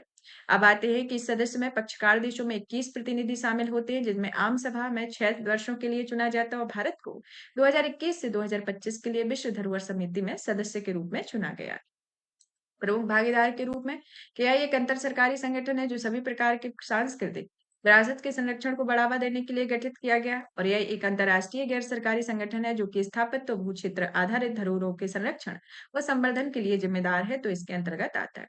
अब आते हैं तीर्थयात्री कॉरिडोर परियोजना के बारे में कि ऐसे केंद्रीय बजट 2024-25 में घोषणा की गई है कि बिहार के गया में विष्णुपद मंदिर और बोधगया में महाबोधि मंदिर के कॉरिडोर परियोजना की घोषणा की गई। यह दोनों मंदिर एक दूसरे से लगभग 10 किलोमीटर दूरी पर स्थित है जिसमें विष्णुपद मंदिर महाबोधि मंदिर जो है उसे काशी विश्वनाथ मंदिर के कॉरिडोर की तर्ज पर विकसित किया जाएगा और यह एक तरीके से काशी विश्वनाथ कॉरिडोर के बारे में बात की जाए तो इसकी आधारशिला 2019 में रखी गई थी और इसे श्री काशी विश्वनाथ धाम के नाम से भी जाना जाता है और इस कॉरिडोर का निर्माण गंगा नदी के तट से जोड़ने के लिए एक सुलभ मार्ग उपलब्ध कराने के लिए किया गया। चलिए तो जान लेते हैं तीर्थयात्री कॉरिडोर क्या है, किस तरीके की संरचना है जिसके तहत अभी हाल ही में जो बिहार में ये बजट में आपका घोषणा की गई है कि इसको काशी विश्वनाथ कॉरिडोर के तहत बनाया जाएगा। तो कि तीर्थयात्री कॉरिडोर एक तरीके से बड़े पैमाने का अवसंरचना का विकास होता है। धार्मिक स्थलों का नवीनीकरण और जीर्णोद्धार करने के साथ-साथ आसपास के धार्मिक स्थलों को भी जोड़ने के लिए डिजाइन किया गया और हाल के वर्षों में भारत में कई तीर्थ यात्रा कॉरिडोर परियोजना की घोषणा की गई है और इसका उद्देश्य स्थलों में विश्व स्तरीय तीर्थ और पर्यटन स्थल रूपांतरित करना है। ये जो गलियारे हैं जैसे कि राम राजा लोक ओरछा जो कि मध्य प्रदेश में है। फिर आता है करतारपुर गलियारा जो कि पंजाब में, काशी विश्वनाथ गलियारा उत्तर प्रदेश है, माँ कामाख्या दिव्य योजना परियोजना असम में, हनुमान लोक गलियारा ये आपका मध्य प्रदेश में, श्री जगन्नाथ हेरिटेज गलियारा आपका उड़ीसा में, महाकाल गलियारा आपका मध्य प्रदेश में और बांके बिहारी गलियारा मथुरा वृंदावन में जो कि उत्तर प्रदेश में स्थित है। तो ये प्रमुख गलियारे भारत की प्रमुख तीर्थ यात्रा गलियारा परियोजना के तहत शामिल है। अब आते हैं कि तीर्थ यात्रा कॉरिडोर परियोजना की कुछ विशेषताएं जैसे कि संरक्षण और रखरखाव, जिसका उदाहरण काशी विश्वनाथ कॉरिडोर के क्षेत्र के विस्तार से देख सकते हैं। विकास एवं विरासत का एक अद्भुत संयोग देखने को मिलता है। तीर्थ यात्रियों के लिए एक सुखद एहसास देखने मिलता है जो कि नवीन सुविधाओं से इसमें शामिल किया गया। पर्यटन और अर्थव्यवस्था को बढ़ावा मिलेगा क्योंकि 2023-24 के जो आर्थिक बजट सर्वेक्षण में भारत ने पर्यटन 2.3 लाख करोड़ से अधिक विदेशी मुद्रा अर्जित की और एक साल में 65.7% की वृद्धि देखने को मिली हुई है। अब आते हैं कि संस्कृति और विरासत के संरक्षण के लिए कुछ पहले शुरू की गई हैं जैसे कि प्रसाद योजना। प्रसाद योजना है जिसके तहत धार्मिक पर्यटन और अनुभव को बेहतर करने के लिए देश भर में तीर्थयात्रियों और उनके विकसित करने के लिए पहचान को सुनिश्चित करने पर ध्यान केंद्रित है। हृदय योजना जो कि शहरी नियोजन आर्थिक समृद्धि और विरासत संरक्षण को समावेशी तरीके से एक दूसरे के साथ संयोजित करती है। स्वदेश दर्शन योजना जो कि इस थीम में आधारित पर्यटन सर्किटों के विकास के लिए शुरू की गई है। एडॉप्ट ए हेरिटेज 2.0 जिसके तहत स्मारकों के संरक्षण कॉर्पोरेट हितधारकों के साथ सहयोग को बढ़ावा दिया जा रहा है। पर्वतमाला परियोजना जो कि धार्मिक या पर्यटन स्थलों के नजदीक के साथ कनेक्टिविटी को बढ़ावा दिया जाता है। काशी तमिल संगमम जो कि तमिलनाडु और काशी शिक्षा या प्राचीन केंद्र के बीच सदियों पुराने संबंधों में उत्सव मनाने पुनर्जीवित करने के लिए शुरू की गई है तो ये पहले आती है। अब आता है तीर्थ यात्रा कॉरिडोर विकास परियोजना से जुड़ी चुनौतियों के बारे में जैसे कि पहली आती है पुनर्वास की समस्या के उदाहरण के तौर पर उड़ीसा सरकार ने जगन्नाथ हेरिटेज कॉरिडोर के निर्माण के लिए 5 गांवों में 17 एकड़ से अधिक भूमि अधिग्रहित की है। आसपास की प्राचीन संरचनाओं को नुकसान होना असंधारणीय संबंधी चिंताएं ये देखने को मिलती हैं। आगे की राह में देखा जाए तो जैसे कि विरासत प्रभाव आकलन, सामुदायिक भागीदारी और संधारणीय पर्यटन इसके अंतर्गत देखने को मिलते हैं। अब जान लेते हैं विष्णुपद मंदिर के बारे में और महाबोधि मंदिर के बारे में जो आपका चर्चा में रहा है। तो इन मंदिर से रिलेटेड आपके क्वेश्चन पूछे जाने की पॉसिबिलिटी ज्यादा है। तो विष्णुपद मंदिर जो है वह बिहार के गया के फल्गु नदी के तट पर स्थित है। तो ये कहाँ पर है? बिहार में फल्गु नदी के तट पर। यहाँ कौन से देवता विराजमान है? यह भगवान विष्णु को समर्पित है और यह मंदिर जो है बैसाल पर्वत पर बैसाल्ट पत्थर पर भगवान विष्णु के पद चिन्ह बने हुए हैं और धर्मशिला के नाम से इसे जाना जाता है। इस पद चिन्ह के 4 प्रतीक है। पहला तो शंख के रूप में, पहिया चक्र के रूप में, गदा कमल पद्म के द्वारा इसे चिन्हित किया गया। हिंदू पौराणिक कथा के अनुसार इस पद चिन्ह में उस जगह पर प्रतीक होता है जहां पर भगवान विष्णु ने राक्षस गयासुर के सिर पर अपना पैर रखकर उसमें वश में किया था और इस पवित्र स्थल के उल्लेख में जैसे कि महाभारत रामायण में भी मिलता है। और ऐसी मान्यता है कि यह भगवान राम ने अपने पिता दशरथ के लिए पिंडदान किया हुआ था और इनका जीर्णोद्धार वर्तमान संरचना के जीर्णोद्धार का 1787 में इंदौर की महारानी देवी अहिल्या ने करवाया हुआ था। तो इस तरीके से देखा जाए तो ये विष्णुपद मंदिर के बारे में। चलते हैं महाबोधि मंदिर की ओर।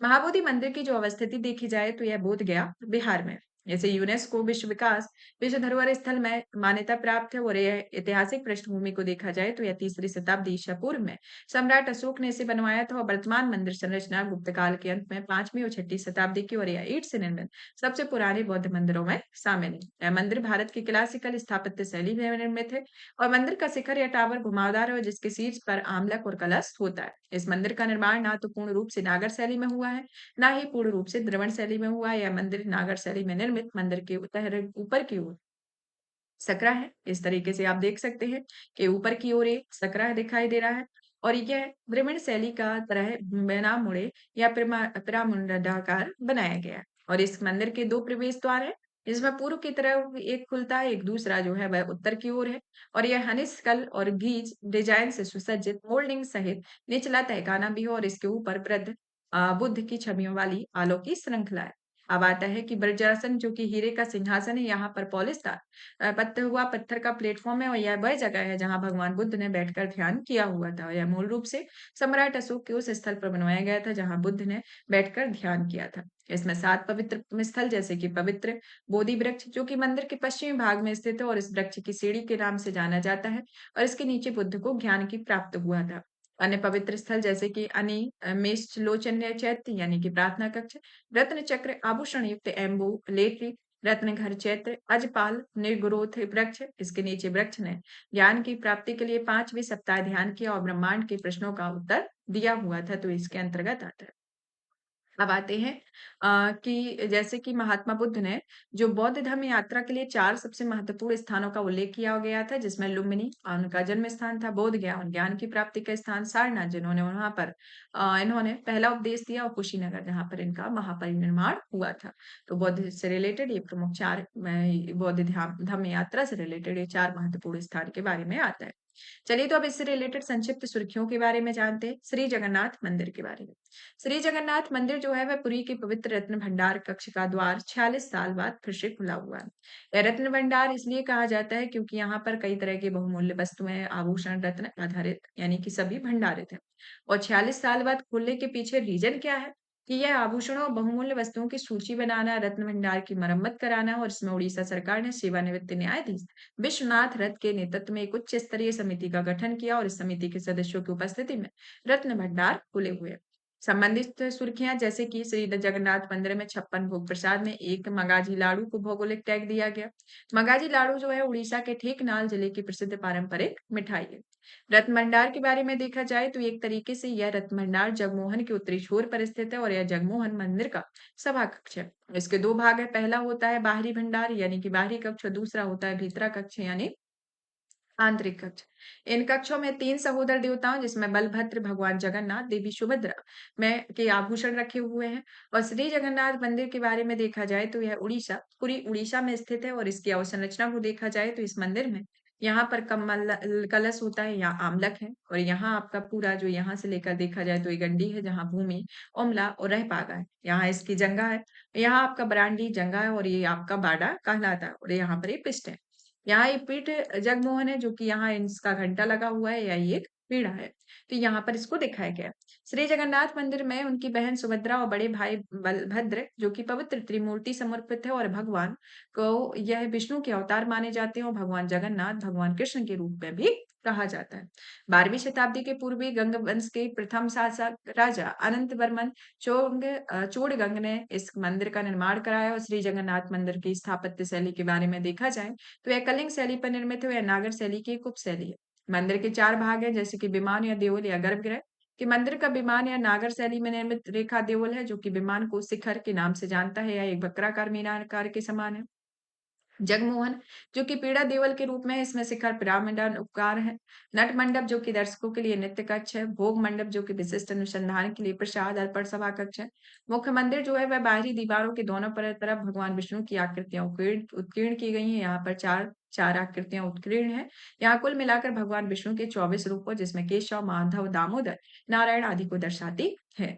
विश्व की सबसे पुरानी गुफा चित्रकला के बारे में कि वैज्ञानिकों ने इंडोनेशिया की सुलावेसी लैंगकरमपुआंग गुफा में विश्व की सबसे पुरानी ज्ञात गुफा चित्रकला की खोज की है। वह चित्रकला जो है कम से कम 51,200 साल पुरानी है चित्रकला।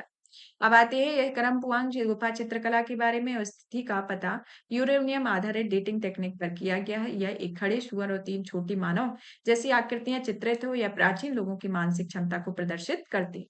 नेक्स्ट आते हैं आपतानी जनजाति के बारे में जिसे भारतीय प्राणी सर्वेक्षण शोधकर्ताओं ने ताले वन्यजीव अभ्यारण्य यानी कि अरुणाचल प्रदेश से फॉरेस्ट ड्वेलिंग हार्निक फ्रॉग की एक नई प्रजाति खोजी है। यह प्रजाति जो है वह अरुणाचल प्रदेश के प्रमुख अपतानी समुदाय के नाम जैनो फ्रीस आपतानी पर रखा गया है और यह प्रजाति या जनजाति जो है वह जीरो घाटी में पाई जाती है और यह अपनी प्रभावी पारंपरिक ग्राम परिषद बुलियान के लिए जानी जाती है। यूनेस्को की अस्थायी सूची में लिविंग कल्चरल लैंडस्केप के रूप में शामिल किया गया है और यह कल्चरल लैंडस्केप मनुष्य और पर्यावरण परस्पर निर्भरता की स्थिति में सामंजस्यपूर्ण के रूप में अस्तित्व में होता है। इसके प्रमुख त्योहार ड्री और स्मियोक है। मृत्यु नृत्य जो कि दामिंडा या प्री नृत्य होता है। मास्को पीरू यानी कि रहस्यमयी जनजाति जो कि हाल ही में पेरू के सुदूर पेरू अमेजन में विश्व के अलग अलग देशस्थ मास्को पीरू जनजाति की अवस्थिति का पता लगाया। मास्को पीरू जनजाति है जो एक तरीके से इसकी संख्या 750 से अधिक है और इसकी अवस्थिति जो है वह अमेजन और दक्षिण पूर्व पेरू के जंगलों में शेष दुनिया से अलग थलग रहने वाली सबसे बड़ी जनजाति है। यह गोघंतु शिकारी संग्रह करता है। यह बाहरी लोगों का इस जनजाति से संपर्क करना इसलिए निषिद्ध किया गया है क्योंकि इस जनजाति में किसी ऐसी बीमार से घर्षित हो सकते हैं जिससे लड़ने के लिए इनकी प्रतिरक्षा नहीं हो। और 2002 में इस क्षेत्र की सुरक्षा के लिए माद्रे डी डियोस टेरिटोरियल रिजर्व को अधिसूचित किया गया और इस रिजर्व का बड़ा हिस्सा लकड़ी और अन्य उपज की कंपनियों के लिए बेच दिया गया।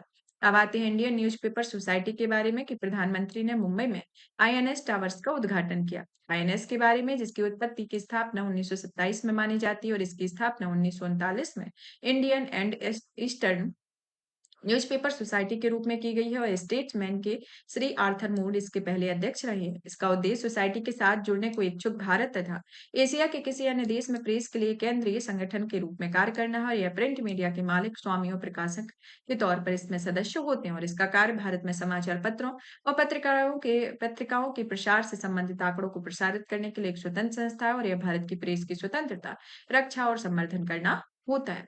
अब आते हैं हम नेक्स्ट टॉपिक की ओर जिसमें हमारे संस्कृति से रिलेटेड टॉपिक फिनिश होता है। अब आता है नीति शास्त्र एवं एथिक्स के बारे में कि अच्छा जीवन कार्य और अवकाश के बीच संतुलन बनाने की कला कि बच्चों के सर्वांगीण विकास के लिए खेलों के महत्व को रेखांकित करने के लिए बाल अधिकारों पर संयुक्त राष्ट्र कन्वेंशन के तहत 11 जून को अंतर्राष्ट्रीय खेल दिवस के रूप में मनाने की घोषणा की गई। बच्चों के लिए आराम और अवकाश के अधिकार को शामिल किया गया और यह एस्ट एग्लिया रस्किन विश्वविद्यालयों की हालिया शोध से पता चलता है कि पेंटिंग करना, बुनाई करना, मिट्टी के बर्तन बनाना जैसे अवकाशकालीन यानी कि लेजर गतिविधियां कार्य की तुलना हमारे कल्याण में अधिक वृद्धि है और हालांकि किसी नौकरी के साथ जुड़ाव तनाव का कारण बन जाता है, जबकि नौकरी ना होने से चिंता और अवसाद उत्पन्न होता है, तो इसके अंतर्गत ये एक परिचय के तौर पर दिया गया।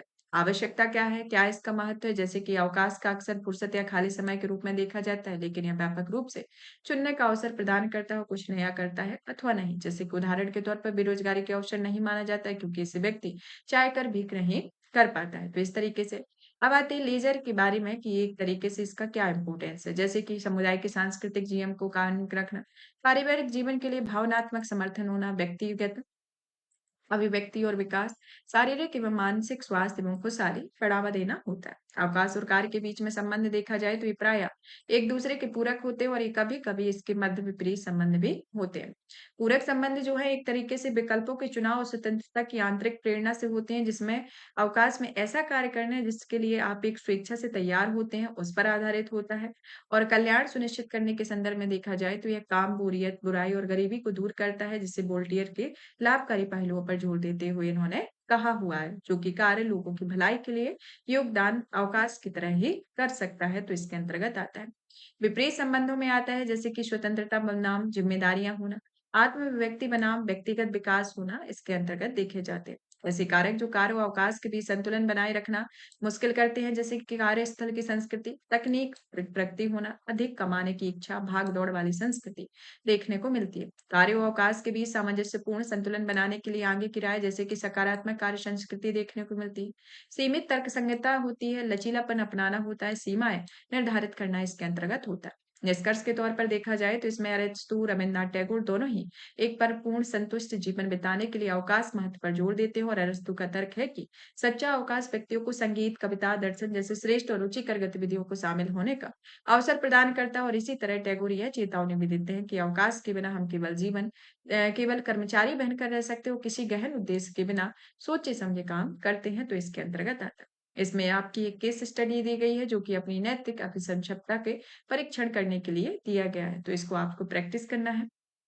नेक्स्ट आता है सार्वजनिक अवसंरचना और सार्वजनिक सेवा वितरण के बारे में कि हाल ही में बिहार में 15 से अधिक पुलों को ढहने की घटना देखी गई। इसके बाद 15 इंजीनियरों को काम की लापरवाही बरतने और अप्रभावी निगरानी के लिए निलंबित कर दिया गया और गुजरात में 2022 में मोरबी पुल ढहना, दिल्ली राजकोट जबलपुर में हवाई अड्डे की छत का गिरना, कंचनजंगा एक्सप्रेस की कंटेनर मालगाड़ी में हुई टक्कर जैसी सार्वजनिक अवसंरचना की विफलता की पिछली घटनाओं को जानमाल का काफी नुकसान हुआ है। ये घटनाएं जो है वह सार्वजनिक अवसंरचना की खराब गुणवत्ता और बेहतर सार्वजनिक सेवा वितरण सुनिश्चित करने के लिए सरकार की विफलता को उजागर करती हैं।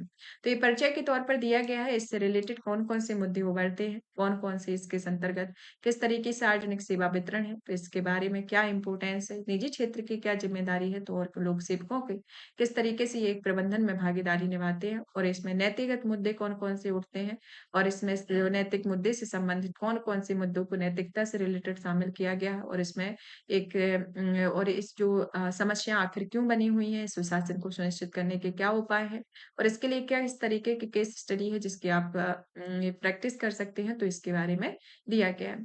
अब इसमें नवीन सार्वजनिक प्रबंधन की कुछ विशेषताओं के बारे में देख लेते हैं, जैसे कि परिचालन संबंधी प्रबंधन में रणनीतियां सुनिश्चित करना यानी कि अलग रखना, कार्यविधियों और प्रक्रियाओं को ध्यान देने के साथ साथ परिमाण उन्मुखता अपनाना, संगठनों नौकरशाहों के हितों को ध्यान देने के बजाय नागरिक केंद्रित उन्मुखता फोकस करना, उद्यमी प्रबंधन संस्कृति को अपनाना, जैसे उदाहरण के तौर पर सकल गुणवत्ता प्रबंधन IAS 15700 2005 दिया गया है, जिसमें BIS द्वारा शुरू किया गया है, गुणवत्ता प्रबंधन प्रणालियों के भारतीय मानक है।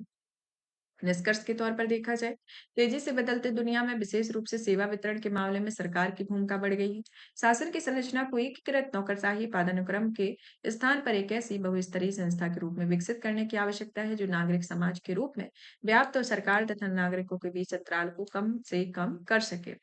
इसमें भी आपको एक केस स्टडी दी है। नेक्स्ट आता है कि लोक प्राधिकारियों के हितों के टकराव के रिलेटेड, कि यहाँ पर एक अमेरिकी फर्म में सेबी के अध्यक्ष सेबी के आचार संहिता के उल्लंघन करने का आरोप लगाया, जिसमें हितों के संभावित टकराव की स्थिति उत्पन्न होती है, और यह स्थिति जो है वह सिविल सेव को उच्च पदों के बैठे व्यक्तियों के बीच हितों के टकराव की एक नई संभावना प्रस्तुत करती है, जिसमें उसके निजी हितों और सार्वजनिक कर्तव्य इसके अंतर्गत शामिल होते हैं। हितों के टकराव आखिर क्या होते हैं और इससे रिलेटेड क्या क्या मुद्दे उभरते हैं, क्या इससे रिलेटेड हित है। जैसे कि हितों की टकराव की परिभाषा को देखा जाए तो यह OECD के दिशा निर्देशों के अनुसार हितों के टकराव एक लोक प्राधिकारी के सार्वजनिक कर्तव्य या निजी हितों के बीच टकराव होते हैं। यह स्थिति लोक प्राधिकारी के निजी हित और उनके आधिकारिक कर्तव्यों और जिम्मेदारियों के निष्पादन को अनुचित रूप से प्रभावित कर सकती है। और हितों के टकराव के प्रभाव जैसे कि कुछ वास्तविक टकराव होते हैं, कुछ संभावित टकराव देखने को मिलते हैं, कुछ अनुमानित टकराव भी होते हैं। इसमें शामिल हितधारक और उनके हित, जैसे कि कुछ लोक प्राधिकारी के में पेशेवर सत्यनिष्ठा, निष्पक्षता और तटस्थता बनाए रखना, सरकार के रूप में नैतिक मानकों का लागू करना, नागरिक में सार्वजनिक सेवाओं तक निष्पक्ष पहुंच,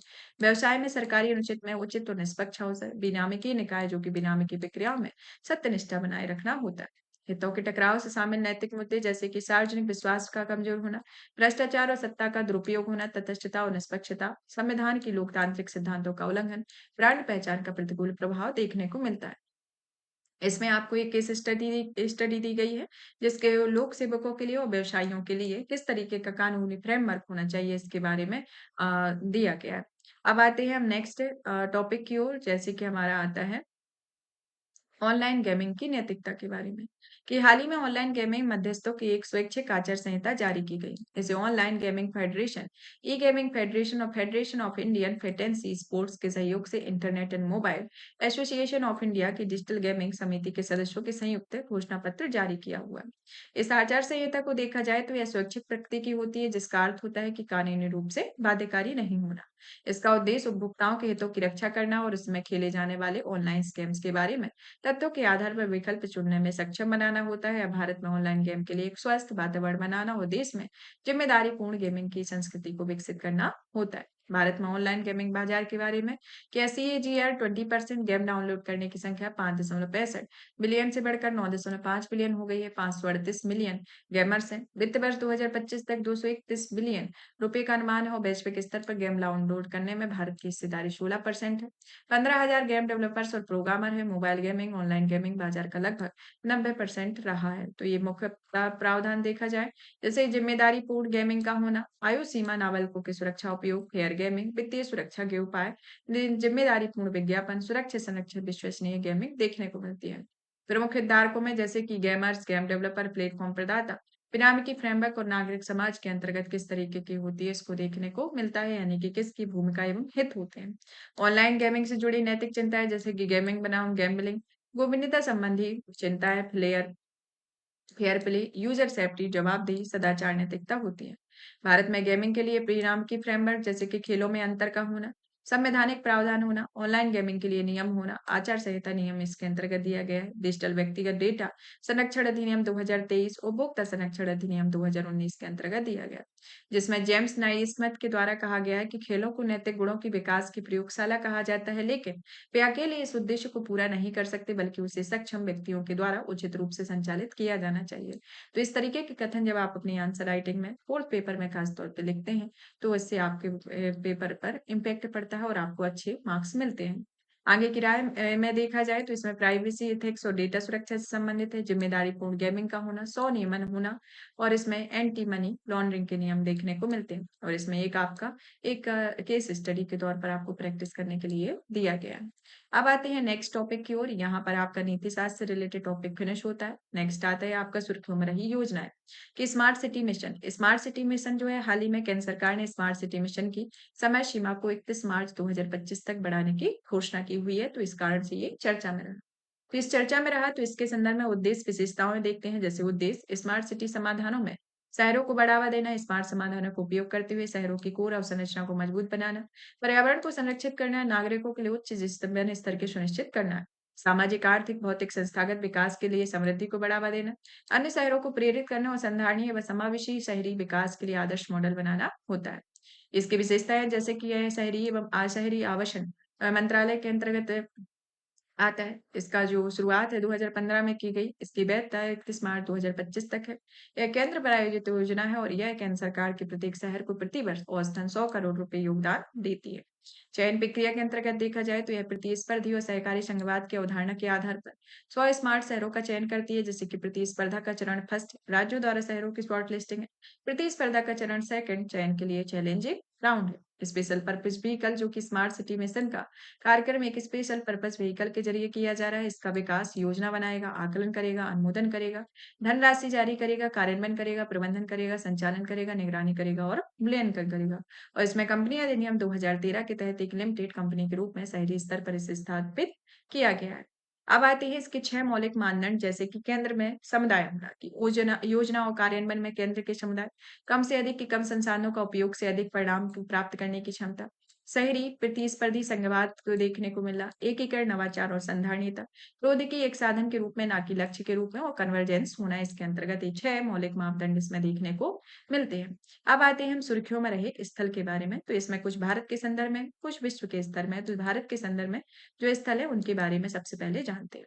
तो इसमें सुर्खियों में रहे स्थल, जो आपने ये जो सुर्खियों में रहे स्थल रहते हैं, ऐसे नहीं कि आपके अलग से दे दिए जाए। इसको आप ऑलरेडी पढ़ चुके हैं। इसमें बस एक रिवीजन के बेसिस पे है कि आपके अगर इस तरीके के की पॉइंट वाइज जो आ जाते हैं, तो वो आपको याद करने में आसानी रहे और आसानी के साथ-साथ ये कि आपको वो चीज़ों का फिर से रिवीजन कराया जाए। जैसे कि आपका लद्दाख, इन सब के बारे में आपने पढ़ लिया है। इस मैगज़ीन में आपका पूरा कंप्लीट हो गया है। बस एक तरीके से क्विक रिवीजन के तौर पर इसको देखते हैं। जैसे कि उत्तराखंड में केदारनाथ मंदिर में स्थित गांधी सरोवर भारी हिमस्खलन की चपेट में आ गया है। अरुणाचल प्रदेश में ईटानगर वन्यजीव अभयारण्य एक नई पादप प्रजाति फ्लैगो कैंथस सुधान सुखारे की खोज की गई है, जो कि भारतीय प्राणी सर्वेक्षण शोधकर्ताओं ने ताले वन्यजीव अभयारण्य अरुणाचल प्रदेश से फॉरेस्ट डेवलपिंग हॉर्न फ्रॉग की एक नई प्रजाति की खोज की है। लद्दाख के अंतर्गत देखा जाए तो लद्दाख में मैग्नोट ऑफ फॉसिल युक्त रॉक वार्नेस अंतरिक्ष में रहने योग्य वातावरण के संदर्भ में है। मध्य प्रदेश में सिटो बर्गिस सोलिविया नामक एक विदेशी होस्ट विशिष्ट बीटल से मध्य प्रदेश के बैतूल जिले में सारणी जलाशय से आक्रामक खरपतवार सोल्वेनिया मोलस्का को सफलतापूर्वक समाप्त किया। असम में यह असम के मोइदम्स यूनेस्को में विश्व धरोहर सूची में शामिल 43वीं साइट है। गुजरात के राजकोट में स्थानीय शासन की लेखा परीक्षा के लिए अंतर्राष्ट्रीय केंद्र का उद्घाटन किया गया। पश्चिम बंगाल में यह केंद्रीय कोयला और खनन मंत्री ने कोलकाता में राष्ट्रीय भूस्खलन पूर्वानुमान केंद्र का उद्घाटन किया है। कर्नाटक में परमाणु खनिज अन्वेषण अनुसंधान और निदेशालय में मांड्या जिले में 1600 टन के लिथियम भंडार की पुष्टि की है। छत्तीसगढ़ में गेवरा और कुसमुंडा कोयला खदानों में वर्ल्ड एटलस.com द्वारा जारी विश्व की 10 सबसे बड़ी खदानों में कोल माइंस की सूची में क्रमशः दूसरा और चौथा स्थान हासिल किया है। अंडमान द्वीप में चार्ल्स डार्विन फ्रॉग की एक नई प्रजाति पेड़ पर उल्टे होने या अंडे देने की एक अनोखे व्यवहार का पता चला है और ये अंडमान द्वीप में पाई गई। तमिलनाडु के अंतर्गत देखा जाए तो यह तमिलनाडु के रामेश्वरम तट पर 300 आर्टिफिशियल द्वीप्स यानी कि कृत्रिम भित्तियां स्थापित की गई हैं। केरल में भारतीय प्राणी सर्वेक्षण में स्विंग केस हेमा की एक नई प्रजाति खोजी की गई है और यह केरल में अरब सागर की प्राप्त शक्ति कुलंगरा फिशिंग हार्बर ने खोजा हुआ है। अब आते हैं विश्व के स्तर पर, जैसे कि मोरक्को। मोरक्को ने नए विश्व मृदा स्वास्थ्य सूचकांक की घोषणा की है। यह मोरक्को में आयोजित अंतर्राष्ट्रीय मृदा सम्मेलन में की गई। आइवरी कोस्ट, जो कि आइवरी कोस्ट 2 वर्ष से कम आयु के बच्चों के लिए नई मैट्रिक्स एम मलेरिया वैक्सीन लगाने वाला विश्व का पहला देश बन गया है। ऑस्ट्रेलिया जो है राजकीय द्वारा संपन्न किया गया है। भारत और ऑस्ट्रेलिया के बीच राजकीय संबंधों को 75 वर्ष पूरे होने पर राजकीय द्वारा किया गया। अजरबैजान ने संयुक्त राष्ट्र सम्मेलन जलवायु सम्मेलन में COP 29 के पहलों के पैकेज के रूप में जलवायु वित्त कार्यवाही निधि की शुरुआत की है। कजाकिस्तान ने राजधानी अस्ताना में शंघाई सहयोग संगठन में 24वें शिखर सम्मेलन की मेजबानी की। जापान ने जाली मुद्राओं के निपटने के लिए 3D होलोग्राम तकनीक से युक्त येन बेटनोट जारी की। ताइवान ने हाल ही में भारत और ताइवान के बीच जैविक या ऑर्गेनिक उत्पादों की पारंपरिक मान्यता समझौता किया है। लाइबेरिया ने सीनेटर के समूह में बार-बार आने वाली बाढ़ के कारण देश की राजधानी बदलने की प्रस्ताव किया है। बोलिविया ने अमेरिकी डॉलर पर अत्याधुनिक निर्भरता, अत्यधिक मुद्रा भंडार खत्म होने और बढ़ते कर्ज के कारण आर्थिक संकट का सामना किया हुआ है। इंडोनेशिया ने इंडोनेशिया के सुलावेशी और लैंग करम्पुआंग गुफा में विश्व की सबसे पुरानी ज्ञात गुफा चित्रकला की खोज की है, जहां पर 51,200 साल पुरानी कम से कम है। पराग्वे में अंतर्राष्ट्रीय सौर गठबंधन का 100वां पूर्णकालिक सदस्य बना है। ब्राजील जो है वहां पर आरओ पोषक वायरस के कारण विश्व की पहली मौत दर्ज की गई है। डेमोक्रेटिक रिपब्लिक ऑफ कांगो में रक्षा मंत्रालय के बीच पहली सचिव स्तरीय बैठक संपन्न हुई है। रवांडा में पाल कागामे को चौथे कार्यकाल के रूप में रवांडा का फिर से राष्ट्रपति चुना गया है। मॉरिशस, जहां पर भारत का पहला विदेशी जनऔषधि केंद्र मॉरिशस खोला गया। अब आते हैं सुर्खियों में रहे व्यक्तित्व के बारे में, जैसे कि आपके आते हैं महर्षि सुश्रुत, जो कि 7वीं और 6वीं शताब्दी ईसा पूर्व के रहे हैं। इनके बारे में देखा जाए तो यह अखिल भारतीय आयुर्वेदिक संस्थान सुश्रुत जयंती 2024 के शुभ अवसर पर द्वितीय सुश्रुतम शल्य संगोष्ठी का सफलतापूर्वक आयोजन किया गया और इनकी जयंती 15 जुलाई को मनाई जाती है। और इनका जो प्राचीन चिकित्सक थे और ये काशी वाराणसी में रहने वाले थे और उनकी भारतीय चिकित्सा और शल्य चिकित्सा के जनक के तौर पर इन्हें जाना जाता है। नेक्स्ट आते हैं संत ज्ञानेश्वर, जो कि वार्षिक तीर्थ यात्रा का समापन आषाढ़ी एकादशी के शुभ दिन पर हुआ और उन्होंने वारकरी संप्रदाय के अनुयायी देहू और आलंदी से पालकी यात्रा, जिसे वारी कहते हैं, शुरू करते हैं और आषाढ़ी एकादशी पर इस यात्रा को पंढरपुर में समाप्त करते हैं। यह वारकरी संप्रदाय में भगवान विट्ठल की पूजा की जाती है और संत ज्ञानेश्वर जो है जिनका जन्म अलादी महाराष्ट्र में हुआ या 13वीं शताब्दी के मराठी संत कवि और दार्शनिक रहे थे। अब आते हैं प्रशांत चंद्र यानी कि पीसी महानवोलिस, जो कि सांख्यिकी और कार्यक्रम कार्यान्वयन मंत्रालय ने इस सांख्यिकी पोर्टल लॉन्च किया है। राष्ट्रीय सांख्यिकी दिवस जो कि 29 जून को मनाया जाता है, इस अवसर पर इसे लॉन्च किया गया। इसका उद्देश्य जो है देश में आधिकारिक सांख्यिकी डेटा के प्रसार को आसान बनाने के लिए एक व्यापक डेटा प्रबंधन साझाकरण प्रणाली को स्थापित करना है, जिसका उद्देश्य राष्ट्रीय सांख्यिकी दिवस को महानवोलिस के जन्म दिवस पर मनाया गया है और इनका जो योगदान जो है वह भारतीय सांख्यिकी संस्थान की स्थापना की गई और यह राष्ट्रीय प्रतिदर सर्वेक्षण और केंद्रीय सांख्यिकी संगठन की बीच में स्थापना की गई है और पीसी महानवोलिस को भारत सरकार ने पद्म विभूषण से भी सम्मानित किया हुआ था। अब आते हैं चंद्रशेखर आजाद, जिनका जन्म दिवस 23 जुलाई को मनाया गया। इसमें इनका याद किया गया। इनका जन्म अलीराजपुर रियासत में हुआ था। ये 15 वर्ष की आयु में असहयोग आंदोलन में इन्होंने भाग लिया। इस दौरान इन्हें गिरफ्तार कर लिया गया और उन्हें नाम तथा पता पूछने पर उन्हें अपना नाम आजाद, पिता का नाम स्वतंत्रता और जेल को अपना घर बनाया और इनके द्वारा हिंदुस्तान रिपब्लिकन एसोसिएशन में शामिल हुए। इन्होंने 1925 में काकोरी रेल डकैती में भाग लिया और इन्होंने इस तरीके से इनके ये मुख्य इम्पोर्टेंट पॉइंट है। अब आते हैं डॉक्टर कादम्बरी गांगुली, जिन्होंने 18 जुलाई को जन्म जयंती मनाई गई और यह कादम्बरी गांगुली, जिनका जन्म 1861 में बिहार के भागलपुर में हुआ, यह भारत में पहली शिक्षित महिला डॉक्टर रही थी, जो कि ब्रह्म समाज की सदस्य रही थी। अब आते हैं पिंगली वेंकटैया, जो कि प्रख्यात सेनानी, स्वतंत्रता सेनानी, जिनकी पुण्यतिथि 4 जुलाई को मनाई गई। इनका जन्म आंध्र प्रदेश के कृष्णा जिले में हुआ। ये गांधीवादी सिद्धांतों में विश्वास करते थे, एक घोर राष्ट्रवादी थे और इनके प्रमुख योगदान में देखा जाए तो ये आंग्ल बोअर युद्ध के दौरान इन्होंने दक्षिण अफ्रीका ब्रिटिश सेना के सैनिक रूप में देखा और इन्होंने स्वदेशी आंदोलन में भाग लिया। इन्होंने राष्ट्रीय ध्वज डिजाइन किया महात्मा गांधी के अनुरोध पर। 2022 में 146वें जन्म दिवस के अवसर पर देश भर में तिरंगा उत्सव मनाया जाता है और साहित्यिक कृतियां जैसे कि 1916 में भारत देश ने की ओ का जातीय पताकम भारत का राष्ट्रीय ध्वज कहा है, तो इनकी प्रमुख कृतियां रही हैं। तो यहाँ पर अब ये जो है वो फिनिश होता है। अब आता है हमारा लास्ट टॉपिक परिशिष्ट के बारे में, जिसमें एसडीजी की वर्तमान स्थिति बताई गई है। तो गरीबी उन्मूलन में इसमें विश्व में गरीब में रहने वाले 2019 में और से 2020 का डेटा देखा जाए तो 10.9% से बढ़कर 9.7% हो गया है और 2030 तक इसकी उम्मीद 6.9% की है। शून्य भुखमरी में, जैसे कि यह वैश्विक भुखमरी में स्थिर हो गया है और इसमें देखा जाए तो वैश्विक स्तर में 10 में से 1 व्यक्ति भुखमरी का सामना कर रहा है और 2030 तक 5 वर्ष से कम आयु के 5 बच्चों में से 1 बच्चा जो है ठिगनेपन से प्रभावित होगा। अच्छा स्वास्थ्य एवं कुशल क्षेम में, जिसमें 2030 तक निर्धारित लक्ष्य की तुलना में अभी तक 3 गुना स्तर बना हुआ है और 2022 में 5 वर्ष से कम आयु के बच्चों की मृत्यु दर में ऐतिहासिक रूप से निम्नतम स्तर पर पहुंच गई है और लेकिन इस दिशा में प्रगति की रफ्तार के लिए धीमी है। गुणवत्तापूर्ण शिक्षा, जो 2019 तक संपूर्ण विश्व के लिए केवल 58% छात्र ही ने पढ़ाई में न्यूनतम शिक्षता दक्षता प्राप्त की है। लैंगिक समानता में देखा जाए तो इसे लड़की की शादी अभी भी 18 वर्ष की आयु के पहले हो जाती है और लगभग 230 मिलियन लड़की एवं महिलाओं की फीमेल जेनेटिकल म्यूटिलेशन का शिकार होना पड़ा है। स्वच्छ जल और साफ सफाई में कि वर्ष 2022 में विश्व की लगभग आधी आबादी को वर्ष में कम से कम कुछ समय के लिए गंभीर जल संकट का सामना करना पड़ता है। वाहिनियों और स्वच्छ ऊर्जा के संदर्भ में 2015 में 958 मिलियन से कम होकर 2022 में 685 मिलियन हो गई है और 2030 तक 660 मिलियन लोगों को अभी भी बिजली उपलब्ध नहीं हुई है और लगभग 1.8 बिलियन लोग खाना पकाने वाले स्वच्छ ईंधन और प्रौद्योगिकियों से वंचित रह जाएंगे। 8वीं के अंतर्गत जो कि सभ्य एवं परिमापूर्ण कार्य और आर्थिक समृद्धि, जो कि 2023 में अनौपचारिक नौकरियों में 2 बिलियन से अधिक श्रमिकों को सामाजिक सुरक्षा के अभाव का सामना करना पड़ रहा है, जिसमें 5 में से 1 युवा शिक्षा, रोजगार या प्रशिक्षण में संलग्न नहीं है। उद्योग नवाचार और संरचना, जो कि 2022 में विनिर्माण क्षेत्र में 2.7% पर स्थिर रही और 2024 में इसे इस स्तर पर जारी रहने की संभावना है। असमानता में कमी, जो कि सामाजिक सहायता कार्यक्रम के कारण वैश्विक स्तर में औसत आय के आधे से अधिक कम है। फिर आता है संधारणीय शहर समुदाय, जो कि 2022 में शहरी आबादी में 24.8 आबादी झुग्गी झोपड़ियों या अनौपचारिक बस्तियों में रहती है, जो 2015 में 25% से थोड़ा कम है। जिम्मेदारी पूर्ण खपत और उत्पादन में कि दुनिया में हर दिन इतना खाना बर्बाद होता है कि दुनिया के सभी भूखे लोगों को 1.3 बार खिलाया जा सकता है और 2000 से 2022 में खपत जो रही है वह 69% वृद्धि देखी गई। जलवायु कार्यवाही के 2022 में वैश्विक ग्रीन हाउस उत्सर्जन 57.4 गीगाहर्ट्ज CO2 के बराबर नए रिकॉर्ड स्तर पर पहुंच गया है और यह विश्व मौसम विज्ञान संगठन ने इसकी पुष्टि की है कि 2023 तक अब तक सबसे गर्म वर्ष था, जिससे वैश्विक तापमान में पूर्व औद्योगिक स्तर में 1.45 डिग्री पहुंच गया है।